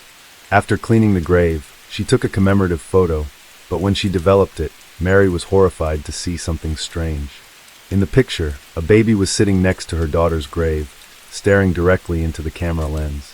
Mary didn't recognize the baby, and there was no child present at the cemetery when she took the photo. This is a photo Mabel Chinnery took of her husband in their car. The photo was taken in 1959, when Mabel's husband was on his way to visit a relative's grave. Upon reviewing the photo, Mabel noticed a figure inside the car with glowing eyes, sitting in the back seat. Peter Berthelot took a photo of his wife Diane while she was praying in a church in Worsted, Norfolk. The couple believed they were alone in the quiet church, but when they developed the photo, Peter discovered something unusual behind his wife. The couple showed the photo to their parish priest, who claimed it was the spirit of a holy figure known for healing the common people. Jim Templeton and his wife took their daughter on vacation to Berg Marsh and captured many photos. When they returned home and reviewed the pictures, they discovered something very frightening in one of the photos of their daughter. It seemed that in the background behind the little girl, there was the ghostly figure of a man. The couple claimed that when they took the photo, there was no one else around. This photo was taken with a Nokia 7250 in Eastwood, Manila. In the picture, two girls are posing on the street at night, but a mysterious ghostly figure appears to be grabbing one of the women's arms. A woman named Jackie Rem, from Florian, Alabama, captured this moment during a visit to Six Flags Great America amusement park. At the time the photo was taken, it was drizzling with foggy conditions, yet the C-126 camera still clearly captured the image of a boy wearing a red sweater and a white collared shirt. The owner of the photo insisted that this was a ghost, as there was no boy present when she took the picture. Case 6. It was meant to be a normal night. Tracy Ocasio went out to watch a basketball game at her favorite bar in Oakey, Florida. She was 27, full of dreams, and had every intention of going home after the game. But something changed that night. She met a man she didn't know well. She gave him a ride, and after that, she disappeared. The next day, her phone was off. Her car was found, left behind on a quiet, dark street. But Tracy was nowhere to be found. What really happened that night? And who was the last person to see her? Tracy Ocasio came into the world in 1982, born to Elizabeth, affectionately known as Liz, and Joseph Ocasio in the quiet town of Ocoee, Florida. From the very start, Tracy had a special connection with her father and was proudly known as a daddy's girl. Her heart was full of ambition and curiosity. She dreamed of pursuing a career in radiology and had an undeniable love for animals. Her pets ranged from scorpions and lizards to a fluffy cat named Cookie. Tracy also had a creative side. She loved crafting handmade jewelry during her downtime and often immersed herself in books, especially stories rooted in history and ancient civilizations like World War II and Rome. The Ocasio household was tightly knit. Tracy, even when out for the day, never failed to call her mom, keeping her updated on the little details of her life. After finishing high school, she picked up work as a waitress at a nearby restaurant while also enrolling in online college classes to chase her academic goals. At one point, Tracy left home to start a new chapter with her fiancé. But the engagement didn't last, and she eventually moved back in with her parents, a change they welcomed with open arms. Despite the setback, life at home was good, and she leaned on the comfort of family. Sports, particularly basketball, were something she and her dad deeply bonded over. The Orlando Magic was their team, and watching games together became a cherished ritual that Tracy never skipped. By age 27, Tracy was living a full and hopeful life. She had goals, strong family ties, and a clear sense of direction. But then came the day that changed everything. On May 26, 2009, Tracy was excited for the Orlando Magic playoff game against the Cleveland Cavaliers. Originally, she had planned to watch it with her dad, but he had to run an unexpected work errand. So, Tracy decided to head to the Florida Tap Room on Raleigh Street by herself, a bar she frequented and where she knew many of the regulars. Packed with fellow basketball fans, it was a familiar and safe space for her. That night, she watched the game surrounded by cheers and energy. But after the final buzzer, something went wrong. Tracy never came home. Liz grew anxious when she didn't hear from her daughter after the game, especially since Tracy was always in touch. Even more concerning was the fact that Tracy had told her she planned to return home immediately after the game. Hours passed, calls went unanswered, and just like that, Tracy had vanished. The next day, her family filed a missing person report, and the search began. Investigators turned to the last place she was seen, the Florida Tap Room. Surveillance footage from the bar provided a crucial clue. Tracy had been captured on camera, leaving around 1 to 1:30 a.m. She wasn't alone. A bald man, roughly her age, was seen with her. They appeared to be enjoying themselves, chatting comfortably before walking out together. Neither Liz nor Joseph recognized the man. Tracy was wearing black jeans, a tank top, a hooded jacket, and a green and white hat that night. There was no sign of distress in the footage. She appeared alert and left willingly. Still, the identity of the man became the top lead for investigators. While they searched for him, a new development emerged. On the evening of May 27th, Tracy's yellow 2002 two-door Chevrolet Cobalt was discovered parked on Franklin Street in Oakley. It was the same car she had driven to the bar the night before. The vehicle was left unlocked in a dark, isolated area. No streetlights, no traffic, no sign of life. It looked clearly abandoned. Inside, there were no personal belongings, no bag, no phone, nothing. The only detail that caught investigators' attention was that both front seats were reclined forward, as if someone had recently accessed the back seat or tried to help someone get in or out. That behavior didn't align with Tracy's habits. First off, she rarely used the back seat of her two-door car. It was cramped and not ideal for an adult. If she had anything with her, it likely would have been stored in the trunk. Adding to the concern, her father, Joseph, made it clear. Tracy hated dark areas and would have never willingly parked in such a spot unless she had no choice. So the question loomed. Why was her car left there? The answer came swiftly. The man seen with Tracy on the night of May 26th was finally identified. His name was James Hadaway. Detectives reached out to him, and surprisingly, he was open to talking. James explained that he met Tracy at the Florida Tap Room. They chatted during the game, and afterward, he asked her for a ride since he didn't have a car. According to him, Tracy dropped him off and drove away. But here's where things got strange. Tracy's car had been found just a few yards from James' home, where he lived with his father. Now, not only was James the last person to see Tracy, but her abandoned car was basically on his doorstep. Suspicion grew fast. Investigators dug into Tracy's phone data. Her phone had shut off around 8:30 a.m. on May 27th, the morning after the game. And the last pinged location? Right where her car had been found. That gave police just enough cause to get a search warrant for James' house. Inside, there was no sign of Tracy, no clues, no items of hers, but there was a large amount of drugs. As it turned out, James had been using drugs while out on bond, which led to his arrest. And that's when more disturbing information came to light. James had a long criminal history, including charges related to juvenile kidnapping. Not long after his arrest, two witnesses stepped forward, friends of James, who said they'd seen him leave the bar that night with a woman matching Tracy's description. One even claimed Tracy went into James' home and hung out there briefly. James had allegedly encouraged her to try drugs, but she refused. After that, she reportedly left. That directly contradicted James' earlier claim that she had only dropped him off. His story was unraveling. Though he wasn't charged in connection with Tracy's disappearance, James was now in custody and unable to flee. Meanwhile, detectives poured all available resources into finding Tracy. They brought in bloodhounds and cadaver dogs, but oddly, the dogs couldn't even detect her scent in her own car. As police continued their investigation, Tracy's father took matters into his own hands. Joseph plastered flyers across Ocoee, searching parks, streets, and abandoned lots, anywhere his daughter might have ended up. With no progress, the family reached out to Tim Miller, the founder of Texas EquiSearch, for help. Volunteers combed over 2,500 acres of land, but there was still no sign of Tracy. All the while, detectives kept questioning James. Though he remained tight-lipped about Tracy, they had growing suspicions. At this point, nearly a month had passed since her disappearance. Digging further into James Hadaway's background revealed a deeply troubling history. He had been in and out of trouble from a young age.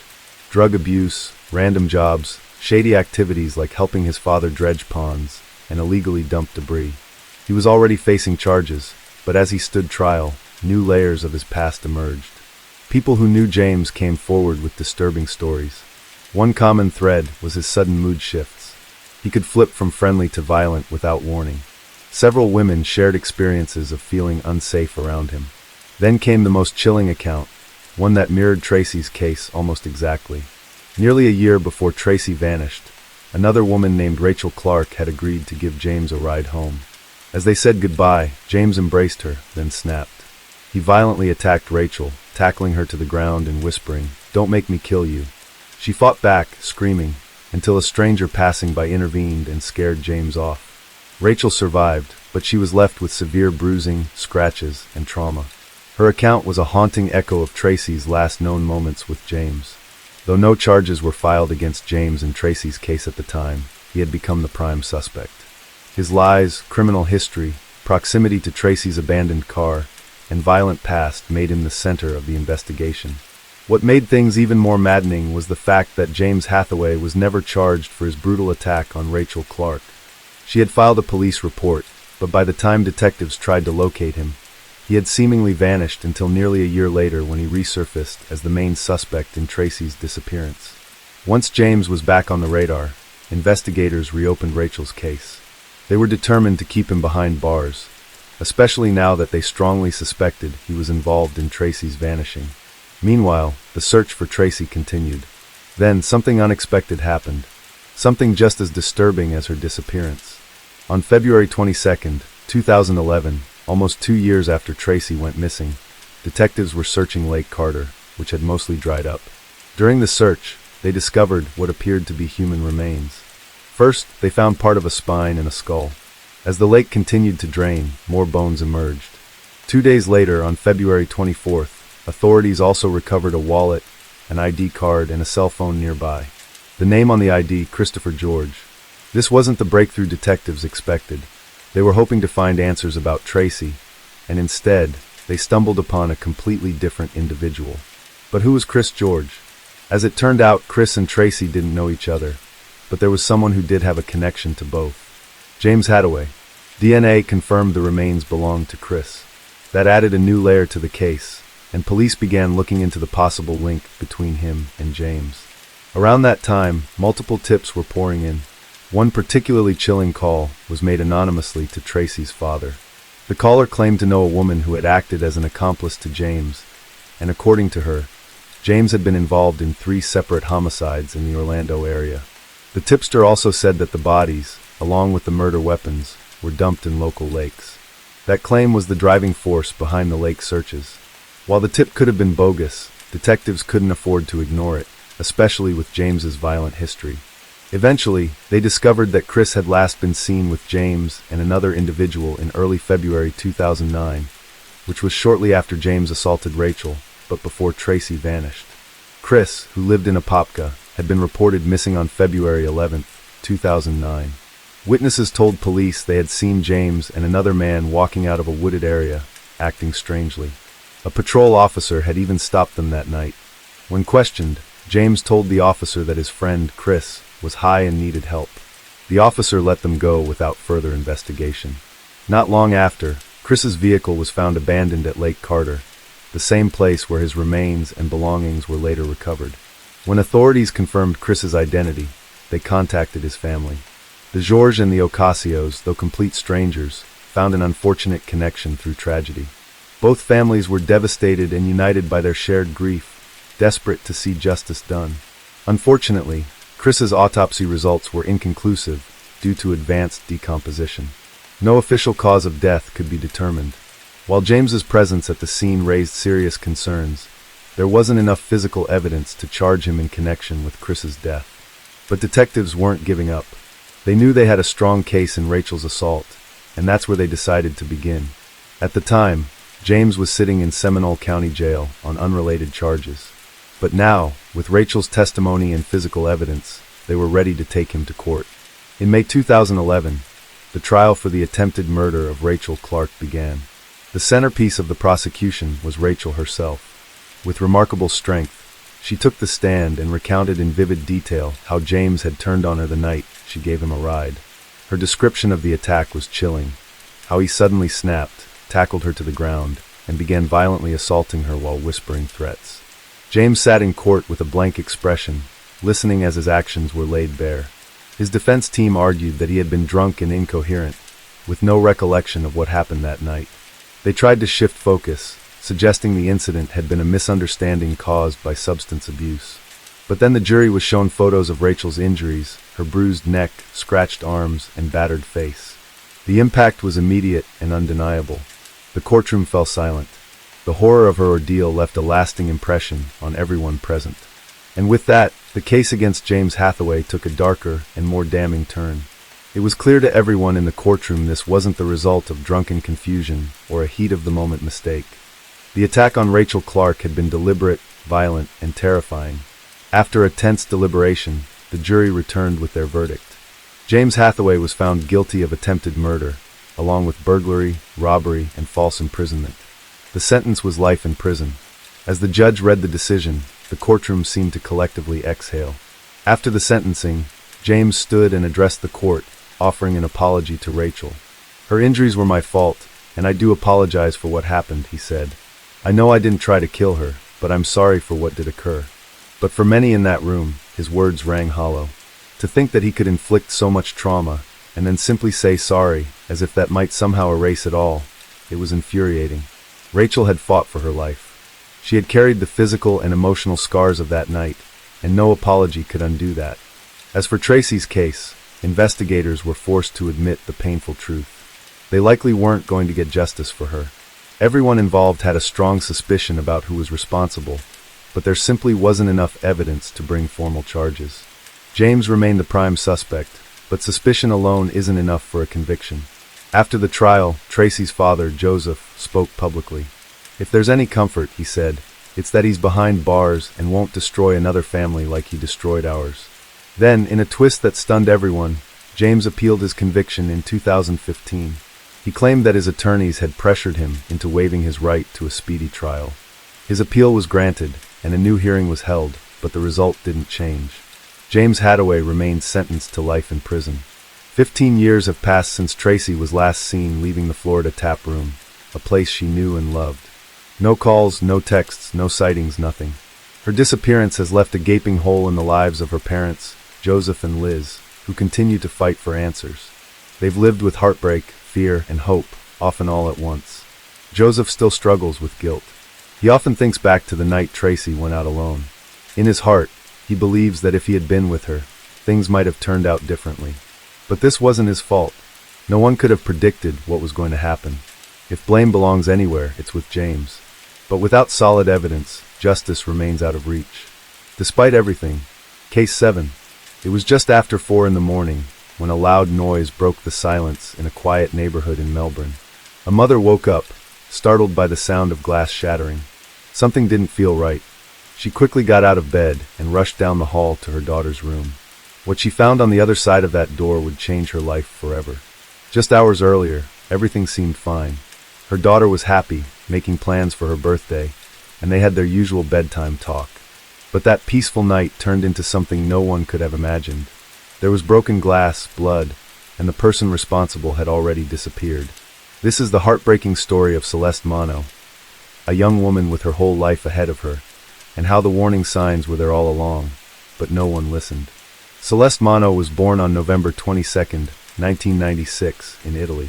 She grew up with 2 brothers, Jaden, her older half-brother, and Alessandro, her younger sibling. When she was still a child, her family relocated to Melbourne, Australia, where she eventually completed high school and enrolled at university in 2015 to pursue studies in criminology and psychology. Celeste was passionate about understanding the human mind. She dreamed of becoming a psychologist so she could help others navigate their struggles by delving into the intricacies of thought and behavior. After graduating, She began working at a call center located in Mill Park, a suburb of Melbourne. Her natural ability to connect with people made her stand out at work, and she quickly climbed the ranks to become a team leader. It was there that Celeste met Chris Ridsdale. The two hit it off and started dating. Chris was smitten. He often said Celeste was one of a kind, describing her as a true gem. She had a magnetic personality, and her warmth left a mark on everyone who knew her. Celeste was the kind of person who made life feel brighter. She had been a cheerleader during her school years, and her love for dancing never faded. But beyond her joyful nature, it was her kindness that truly defined her. Her family meant the world to her. Celeste shared a close bond with her brothers, and her relationship with her mother, Aggie, was especially strong.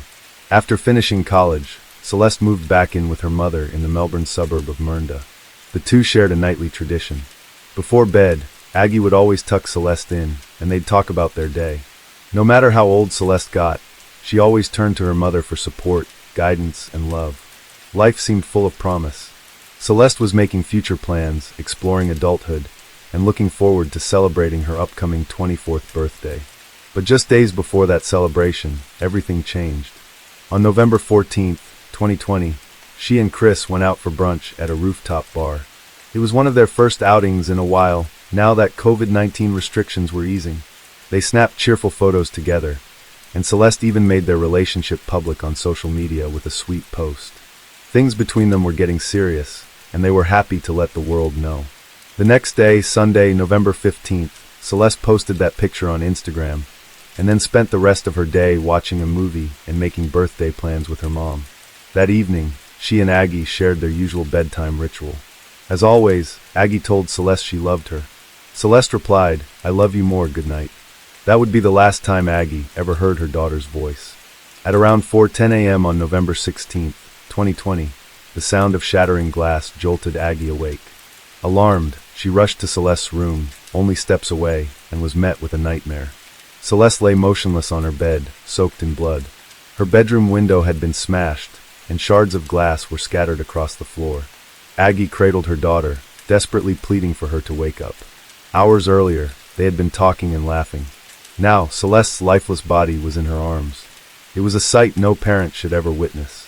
Emergency responders were called immediately, and upon arriving, they were horrified by the brutality of the scene. Despite Aggie's pleas, it was too late. Celeste had died. Overwhelmed by grief and rage, Aggie uttered a chilling accusation. He killed her. Investigators took her words seriously and began piecing together what had happened. The autopsy would later reveal that Celeste had been stabbed 23 times, primarily in the chest, stomach, and arms. Her arms showed clear signs of struggle. She had tried to fight back. Police estimated that the entire attack lasted about 2 minutes, but Aggie had reacted almost instantly to the sound of the window breaking, and the house wasn't large. As police continued their investigation, they questioned Aggie about her haunting accusation. Her answer would lead them down a shocking path, because it wasn't the first time Celeste and Aggie had spoken out about this man. They had gone to the authorities before. They had tried to raise the alarm, but no one really helped. And now it was too late.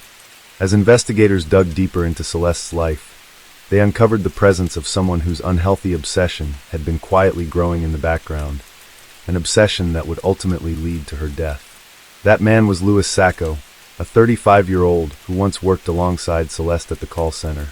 At first glance, he was just another colleague, but beneath the surface, something darker was brewing. Louis Sacco was born in Iraq in 1984 to Christian parents. He was the eldest of 5 siblings. In 1992, the Sacco family was granted a humanitarian visa and moved to Australia, hoping for a better life. As a child, Louis was described as gentle and soft-spoken, though somewhat isolated. He preferred staying in his room over socializing, and that introversion only intensified as he got older. College marked a shift in Louis's personality. He grew increasingly distant from others and was known to keep to himself. He had never been in a romantic relationship, and most of his time was spent alone. For several years after graduation, Louis struggled with unemployment. That changed in April 2018, when he landed a job at the same workplace where Celeste had already made a name for herself as a team leader. Initially, Louis didn't have any particular connection with Celeste. They were simply part of the same team. But everything changed in June 2019. Due to poor performance, Louis was let go from his position. On his last day at the call center, the person assigned to escort him out of the building was Celeste. She kept it professional, wished him well, and extended a polite handshake. But then, something unexpected happened. As she held out her hand, Lewis pulled her in and kissed her cheek before walking away. The moment left Celeste unsettled. When she got home, she told her mother, Aggie, about the uncomfortable encounter. Aggie tried to reassure her, brushing it off as a harmless gesture, maybe the result of a little crush. But looking back, it was clear that this wasn't innocent at all. It was the beginning of something much more dangerous. Soon after, Lewis began sending Celeste private messages through Instagram. The tone started off as admiring, with Lewis professing his love for her and saying he couldn't function without thinking about her. He confessed that he couldn't sleep or eat and asked whether Celeste felt the same way.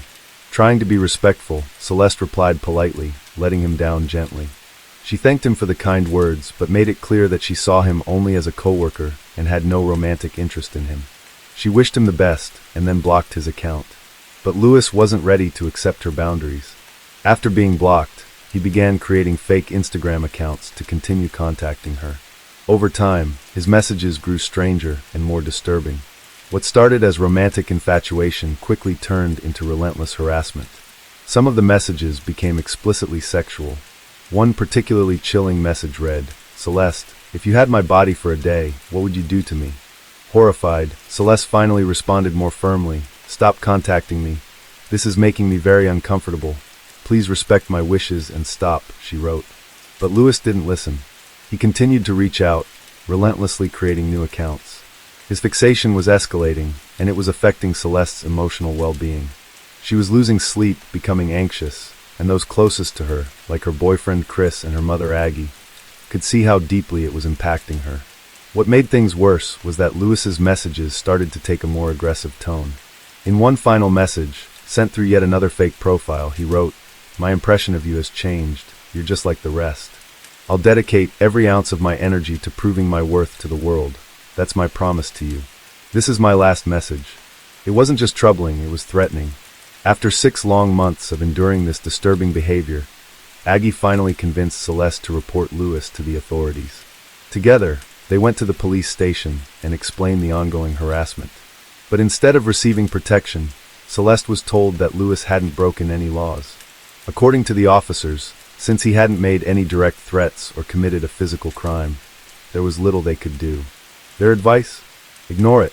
Rather than offering help or protection, the officer suggested that if she didn't want attention from strangers online, she should consider leaving social media altogether. Despite laws technically existing to address these behaviors, many are vague, outdated, or poorly enforced. More often than not, authorities won't step in until something violent or criminal actually happens, but by then, the damage has usually already been done. Celeste and Aggie left the station that day without even a formal report filed. The officer didn't write down Louis Sacco's name. There was no follow-up, no warning issued, just a quiet suggestion to disappear from the internet. So Celeste was left to handle it all on her own. Over the next 6 months, things spiraled even further out of control. Lewis's behavior turned from creepy to terrifying. He began parking outside Celeste's workplace, tracking her movements. He messaged her over 140 times from different fake accounts. And in a deeply unsettling move, he even figured out where she lived by following her home from work. Celeste was living every stalking victim's worst nightmare. Her fear was constant, and it started affecting her daily life. She even confided in a coworker, admitting she no longer felt safe, and that she truly believed Lewis might one day take her life. She wasn't just anxious, she was convinced her time was running out. It became clear that more needed to be done. So once again, Celeste and Aggie returned to the police station, this time hoping for a better outcome. Thankfully, they met with an officer who took them seriously. He encouraged them to apply for a personal safety intervention order against Lewis, and they did exactly that. Surprisingly, Lewis tried to fight the order in court, but his attempts were denied. For a little while, things felt calm again. Celeste began to breathe a little easier, but the peace wouldn't last. Just 3 months before the tragedy, on August 15, 2020, Lewis sent Celeste a 3-page handwritten letter. In it, he begged her to withdraw the intervention order, promising that if she did, he would leave her alone. He even ended the letter with a smiley face, a detail that made the entire message feel all the more chilling. What Lewis didn't seem to understand or didn't care about was that sending that letter was a direct violation of the court order. This time, Celeste had legal ground to stand on. She immediately contacted the police and reported the breach. Finally, something happened. At the end of August 2020, Lewis was arrested for violating the protective order. For the first time in over a year, it seemed like the system was working. But then, in a twist that left everyone stunned, Lewis was released the very next day. Only now, he wasn't just obsessed, he was furious.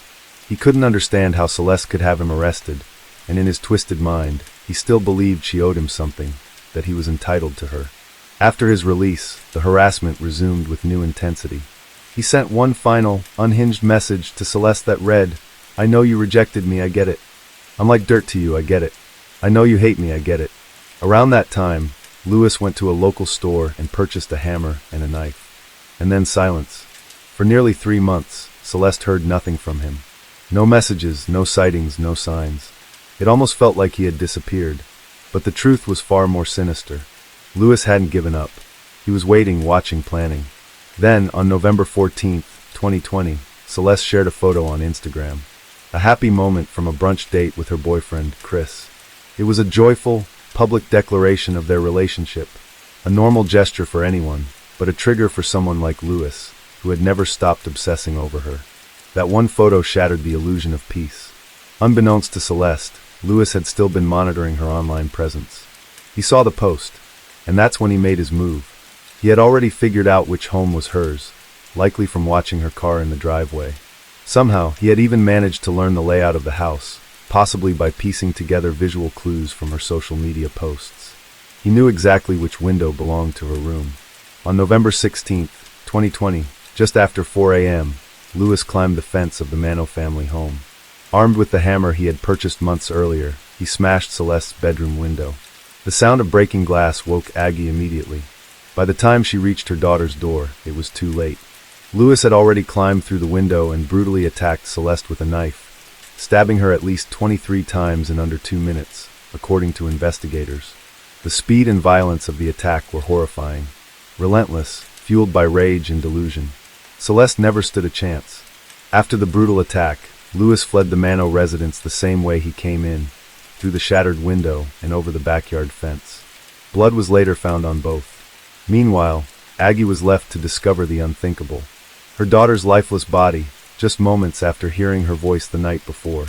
Around the same time paramedics arrived, a neighbor's CCTV camera captured a car speeding away from the area. That vehicle was later confirmed to be Lewis's. Once the police spoke with Aggie and learned about the year-long harassment Celeste had endured, they knew they had to act. But it turned out they didn't have to go looking for Lewis. He came to them. Shortly after the attack, Lewis walked into a local police station with an injured hand and turned himself in. Handing over Celeste's address, he told the officer, "She's dead. She's dead. Go have a look. You know what happened. It's your fault." And in many ways, those words held truth. He then tried to provoke the officer into shooting him, as if hoping to end his life alongside Celeste's. But police restrained him and took him into custody. Once arrested, Lewis was formally charged. Police searched his phone and found a disturbing collection of evidence. Hundreds of screenshots of Celeste and her boyfriend Chris, images from her Instagram, and even Google searches related to Chris, the bar where their last date took place, and shockingly, the floor plan of Celeste's home. To this day, it's unclear how he obtained that. The legal process was long. Between COVID-19 delays and Lewis's own manipulation of the system, nearly 3 years passed before the trial reached its conclusion. Lewis tried every tactic in the book, claiming mental illness, firing his attorneys just before court dates, and even attempting to represent himself. Though he eventually pled guilty, he insisted he had only stabbed Celeste twice, not 23 times as stated in the coroner's report. He leaned heavily into a defense based on mental instability, and numerous psychiatric evaluations were ordered. One psychiatrist testified that Lewis experienced hallucinations and claimed an imaginary figure named Isha compelled him to act violently. But even the psychiatrist warned the court Lewis was dangerous and likely to reoffend. If given the chance to manipulate others, especially women behind bars, it could be catastrophic. In the end, it became clear that Lewis's attempts to appear mentally unwell were calculated. He wasn't driven by delusions. He was fueled by rejection, entitlement, and ego. He couldn't accept that Celeste didn't want him, and in his mind, that alone justified everything. On February 29, 2024, Louis Sacco, then 39 years old, was sentenced to 36 years in prison with the possibility of parole after 30. The judge acknowledged the impact of Louis's rare personality disorder. It was this disorder, the judge said, that prevented him from issuing a life sentence. The ruling stunned Celeste's family. Aggie, devastated, expressed that the system had shown Louis mercy, something it never showed her daughter when she begged for help. Celeste's funeral had drawn over 100 people who came to say goodbye to a woman whose light had been extinguished far too soon. Aggie mourned the future she'd never get to witness, Celeste walking down the aisle, becoming a mother, or simply growing older. Her brothers, Jaden and Alessandro, were equally heartbroken. The image of Celeste's smile was etched into their memories, a reminder of the kind, joyful sister they'd lost. Following the sentencing, Aggie began fighting for change. She launched a campaign to strengthen stalking laws and called for mandatory electronic monitoring of individuals under safety intervention orders. She firmly believed that if Louis had been monitored, Celeste might still be alive. Aggie had made a promise to her daughter to seek justice, to make sure no one else would be failed the way she was. Celeste's story is a tragic reminder of just how dangerous stalking can become. Many victims never report it, assuming nothing will be done. And too often they're right. Without decisive legal action or consistent enforcement, cases like Celeste continue to happen. Even now, stalking remains a crime that's not taken seriously enough until it's too late. Celeste did everything right. She blocked her stalker. She filed reports. She asked for help. Twice.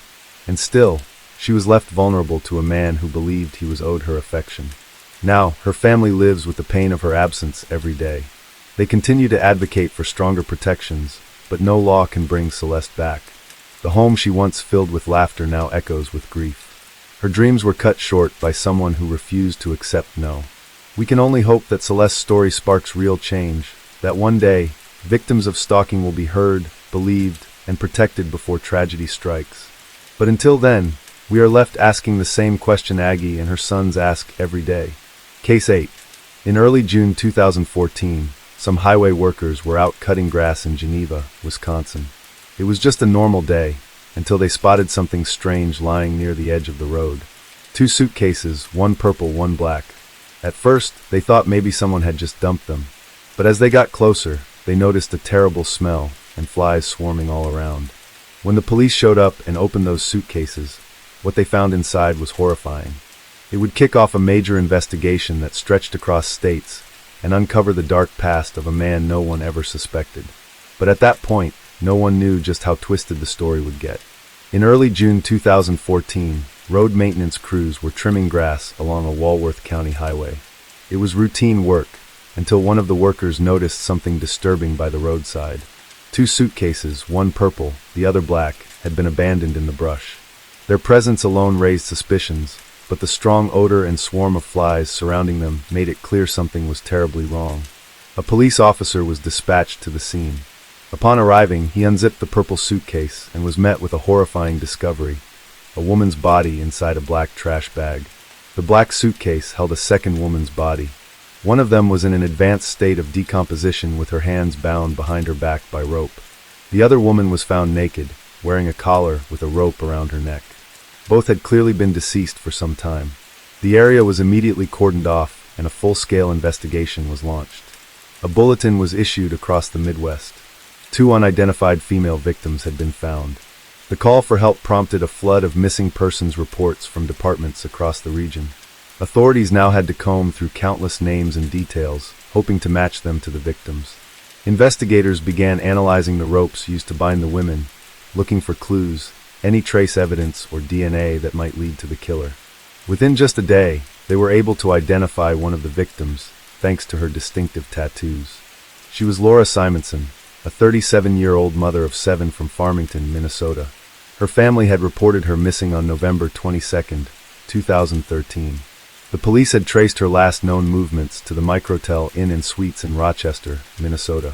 Hotel staff confirmed that she had stayed there on November 2nd and 3rd, and security footage revealed she wasn't alone. A man had checked in with her, paid in cash, and refused to register under his own name.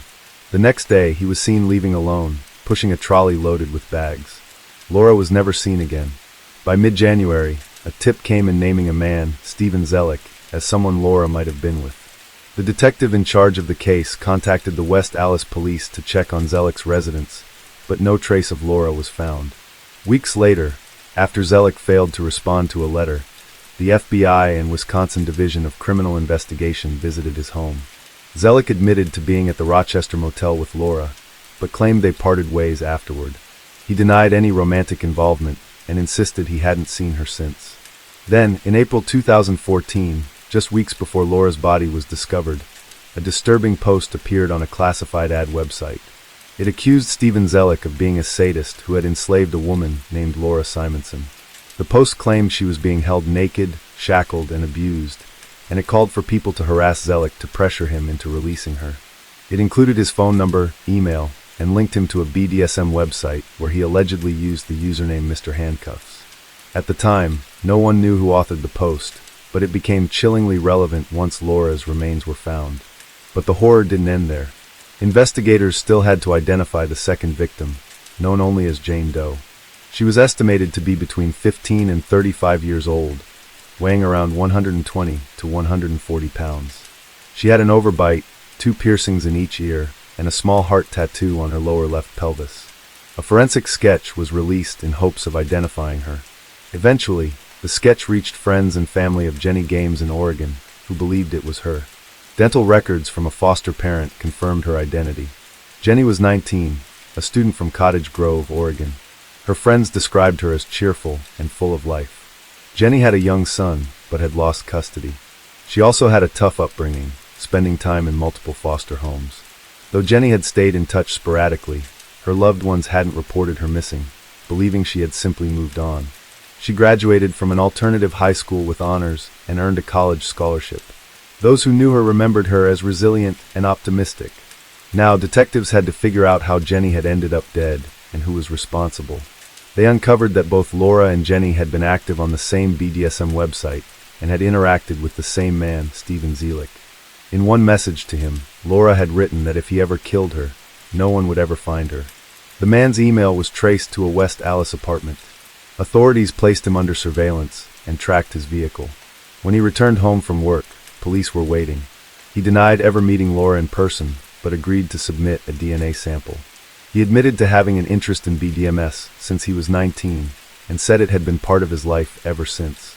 But investigators knew better: his online alias, his connection to both women, and now the physical evidence were painting a much darker picture. On an obscure corner of the internet, Steven Zellick maintained a disturbing profile. His online presence left no ambiguity. He was searching for a permanent 24/7 slave, someone willing to surrender their autonomy completely. His words painted a dark picture. I seek a no-limits, irreversible form of slavery, captivity, dehumanization. That's what I'm after. He described the ideal state of a submissive, restrained with ropes, hooded, caged, or paraded by a collar and leash, bound in wrist and ankle restraints. According to him, this wasn't just a preference, it was a lifestyle, and one he was determined to find someone to share. What Zellick didn't realize was that, despite all his precautions, the digital trail he tried so desperately to erase still lingered. His computer had been equipped with software that constantly wiped data. Tens of thousands of deletions were logged, but the authorities had access to Laura Simonson's laptop, which had retained copies of their online conversations. Even worse for him, investigators had already collected footage from the hotel surveillance cameras. He was seen checking in with Laura, hard proof they'd been together, but circumstantial evidence wasn't enough to secure a conviction. Detectives needed something indisputable to tie him to the 2 dead women. That's when forensic analysis of the rope used to bind Jenny Games revealed a crucial breakthrough. DNA found on the cord matched that of Steven Zellick. With this confirmation, police obtained a warrant to search his West Allis apartment. What they found was unsettling. The unit itself was grimy, but tucked away were cleaning agents, bleach, and other tools typically used to scrub away evidence. Investigators also found one of the very suitcases used to transport the bodies. Inside it, sex toys, bondage devices, and a legitimate police badge. The man at the center of this investigation wasn't just a fantasist hiding behind a screen. He had once been a police officer. Zielik had served with the West Allis Police Department from 1989 until he resigned in 2001. But his record was far from clean. Internal affairs documents painted a troubling picture. He had misused his authority, stalked women while on duty, and accessed confidential records to find their personal details. Altogether, 10 disciplinary actions had been documented during his time in uniform. Allegations ranged from intimidation to abuse of sensitive police databases for personal use. A recorded conversation between Zielik and his police chief captures a tense exchange. The chief questioned the appropriateness of repeatedly approaching women while on duty. Zielik claimed his behavior was never improper. Very casual, he said, but the complaints from local businesses and individuals painted a much different picture. In May 2001, one dancer accused him of offering $300 for a private show. She agreed to visit his home.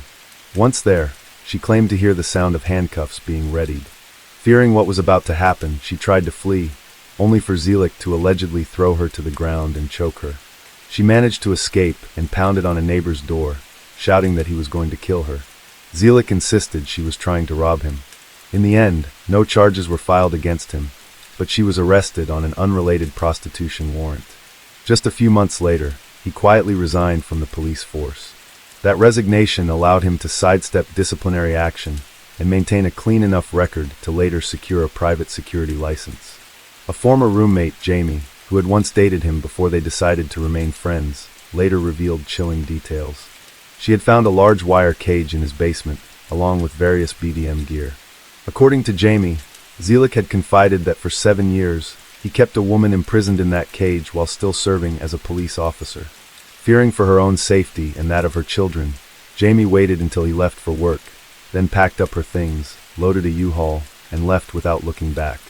In January, the same time he was being questioned about Laura Simonson, Zielik posted on another forum, this time claiming he was in search of an owner himself. He wrote that he was looking to be enslaved, caged, and reduced to an animalistic state. He described an ideal life of captivity on a farm or in a cell.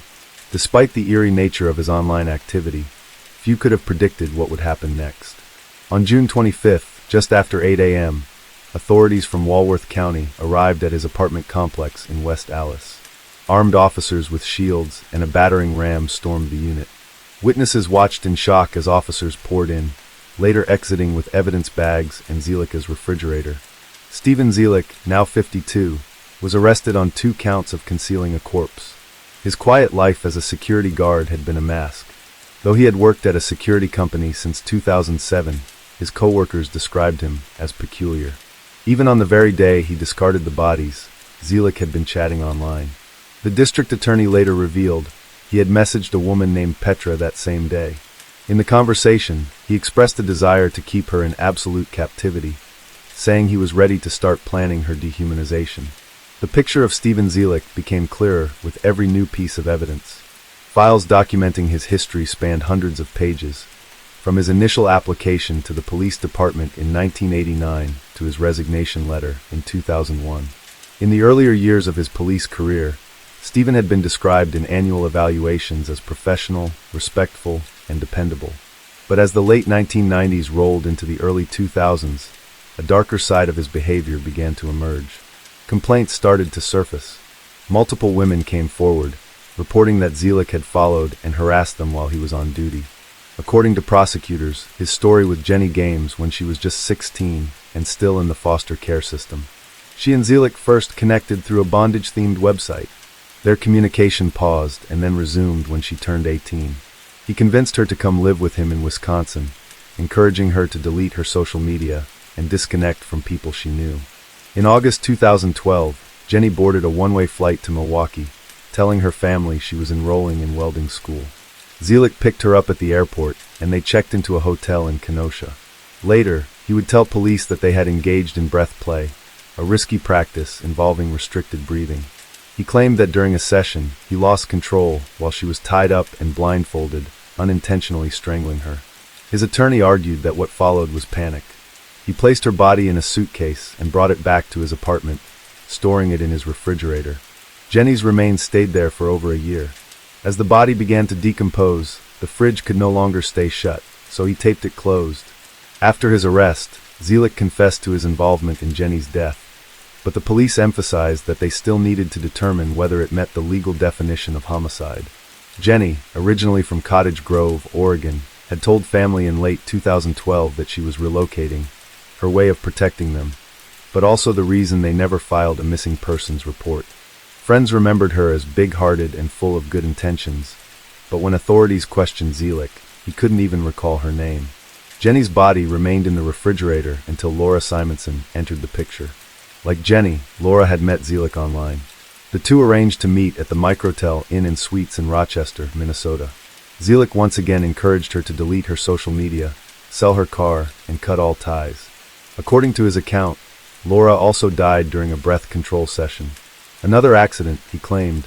Laura was discovered naked, with a gag in her mouth attached to a collar. Jenny's body was wrapped in plastic, her hands bound behind her. After Laura died, Zielik packed both women into suitcases, placed them in his trunk, and drove them to a remote stretch of Como Road in Geneva, Wisconsin. That's where he left them, in plain view near a ditch. Zielik later admitted he simply decided one day that it was time to get rid of the bodies. Oddly, the area where he dumped the suitcases was only a short distance from the local police station. Prosecutors said this was no coincidence. They argued he chose that spot in a moment of carelessness, or perhaps arrogance. Despite the gruesome details, Zielik's defense team painted a different picture. They claimed the deaths were accidents, not crimes, and that by leaving the suitcases in the open, he hadn't tried to hide anything. They argued he wasn't trying to conceal the bodies, just to be rid of them. Zielik was formally charged with 2 counts of hiding a corpse. His defense attorney requested a $50,000 bond, citing his college education and community ties. But the judge wasn't convinced. Bail was set at $1 million. The judge said the high bail was necessary, both to ensure public safety and prevent Zielik from fleeing the jurisdiction. At that point, the only charges filed were related to concealment of the bodies. But given the evidence piling up, particularly the similarities in how both women died, that would soon change. On Tuesday, August 5th, Stephen Zielik was formally charged with first-degree intentional homicide and hiding a corpse in connection with the death of Jenny Gaines. The charges marked a turning point in a case already steeped in horror. Because Laura Simonson had died in Minnesota, legal proceedings for her case were being handled there and were paused until the Wisconsin trial concluded. Kenosha County District Attorney emphasized that Laura's death had been critical in unraveling the truth behind both killings. Zielik had quickly become a suspect in her disappearance, especially after security footage showed the two checking into a hotel together. These deaths were accidents or the result of misjudged games. Laura's family described her as a fragile individual, someone who had struggled with mental illness. Her father revealed that she had been posting escort ads on Craigslist, and in 2010, her children were placed in his custody. The family had already endured a heartbreaking loss when Laura's 13-year-old daughter, Alyssa, who had disabilities, passed away in June 2013. In the months that followed, Laura's other daughter, Kaylee, launched an online fundraiser seeking help for her grieving mother. "She's homeless, her car is falling apart, and it's the only shelter she has," Kaylee wrote. The campaign never raised funds, but by fall, Laura was living with her own mother, Mary, in Farmington. On November 2nd, she left to meet someone she had only known online, Stephen Zielik. 20 days later, her disappearance was officially reported. Prosecutors were preparing to argue that the killings were calculated. Zielik, they said, intentionally targeted women who were isolated or vulnerable, encouraged them to sever their digital and personal connections, and ultimately used methods of killing that left minimal forensic evidence. Zielik's background in law enforcement may have helped him both commit the crimes and manipulate the investigation. Then came an unexpected twist. On the very day jury selection was set to begin, Zielik reached a plea agreement. In a move that stunned even his own legal team, the former West Allis police officer pled guilty to killing 19-year-old Jenny Gaines. Her remains had been discovered in a suitcase off a Wisconsin highway in Walworth County in 2014. The plea meant that Zielik, then 54 years old, was facing a potential 75-year prison sentence. The state planned to seek the full term, ensuring he would spend the rest of his life behind bars. The original charge of first-degree intentional homicide was reduced as part of the plea deal. Zielik admitted guilt to first-degree reckless homicide with the use of a dangerous weapon, the rope used in Jenny's death, and to hiding her body. In total, he received 35 years in prison, with 10 additional years of supervised release. An extra 5 years were added concurrently for the charge of concealing a corpse. During sentencing, Zielik showed little emotion. He did offer a brief apology, describing Jenny as a good person. But the prosecution portrayed him as a predator, someone who had deliberately sought out women on the margins of society, then used their trust to destroy them. "I would undo it if I could," Zielik said, insisting her death had not been intentional. The district attorney later said he was satisfied with the sentence, believing it would ensure public safety. Zielik's defense lawyer, Jonathan Smith, urged the judge to consider that Laura's death happened later and should not weigh into Jenny's case. But the judge disagreed. Then it was time for the trial for Laura Simonson's murder. Now 55, Zielik pled guilty to second-degree murder with intent in her death. For that, he received a 25-year prison sentence. Although the judge acknowledged that Zielik had cooperated with the court, she determined that the maximum penalty was appropriate. The judge described Laura Simonson as a mother, daughter, sister, and friend. She said, "You will stay in prison long enough to ensure no one else suffers at your hands." Some members of Laura's family had hoped for a harsher punishment. Her daughter called him a monster and said, "Maybe while he rots in a cell, he'll understand the pain he caused."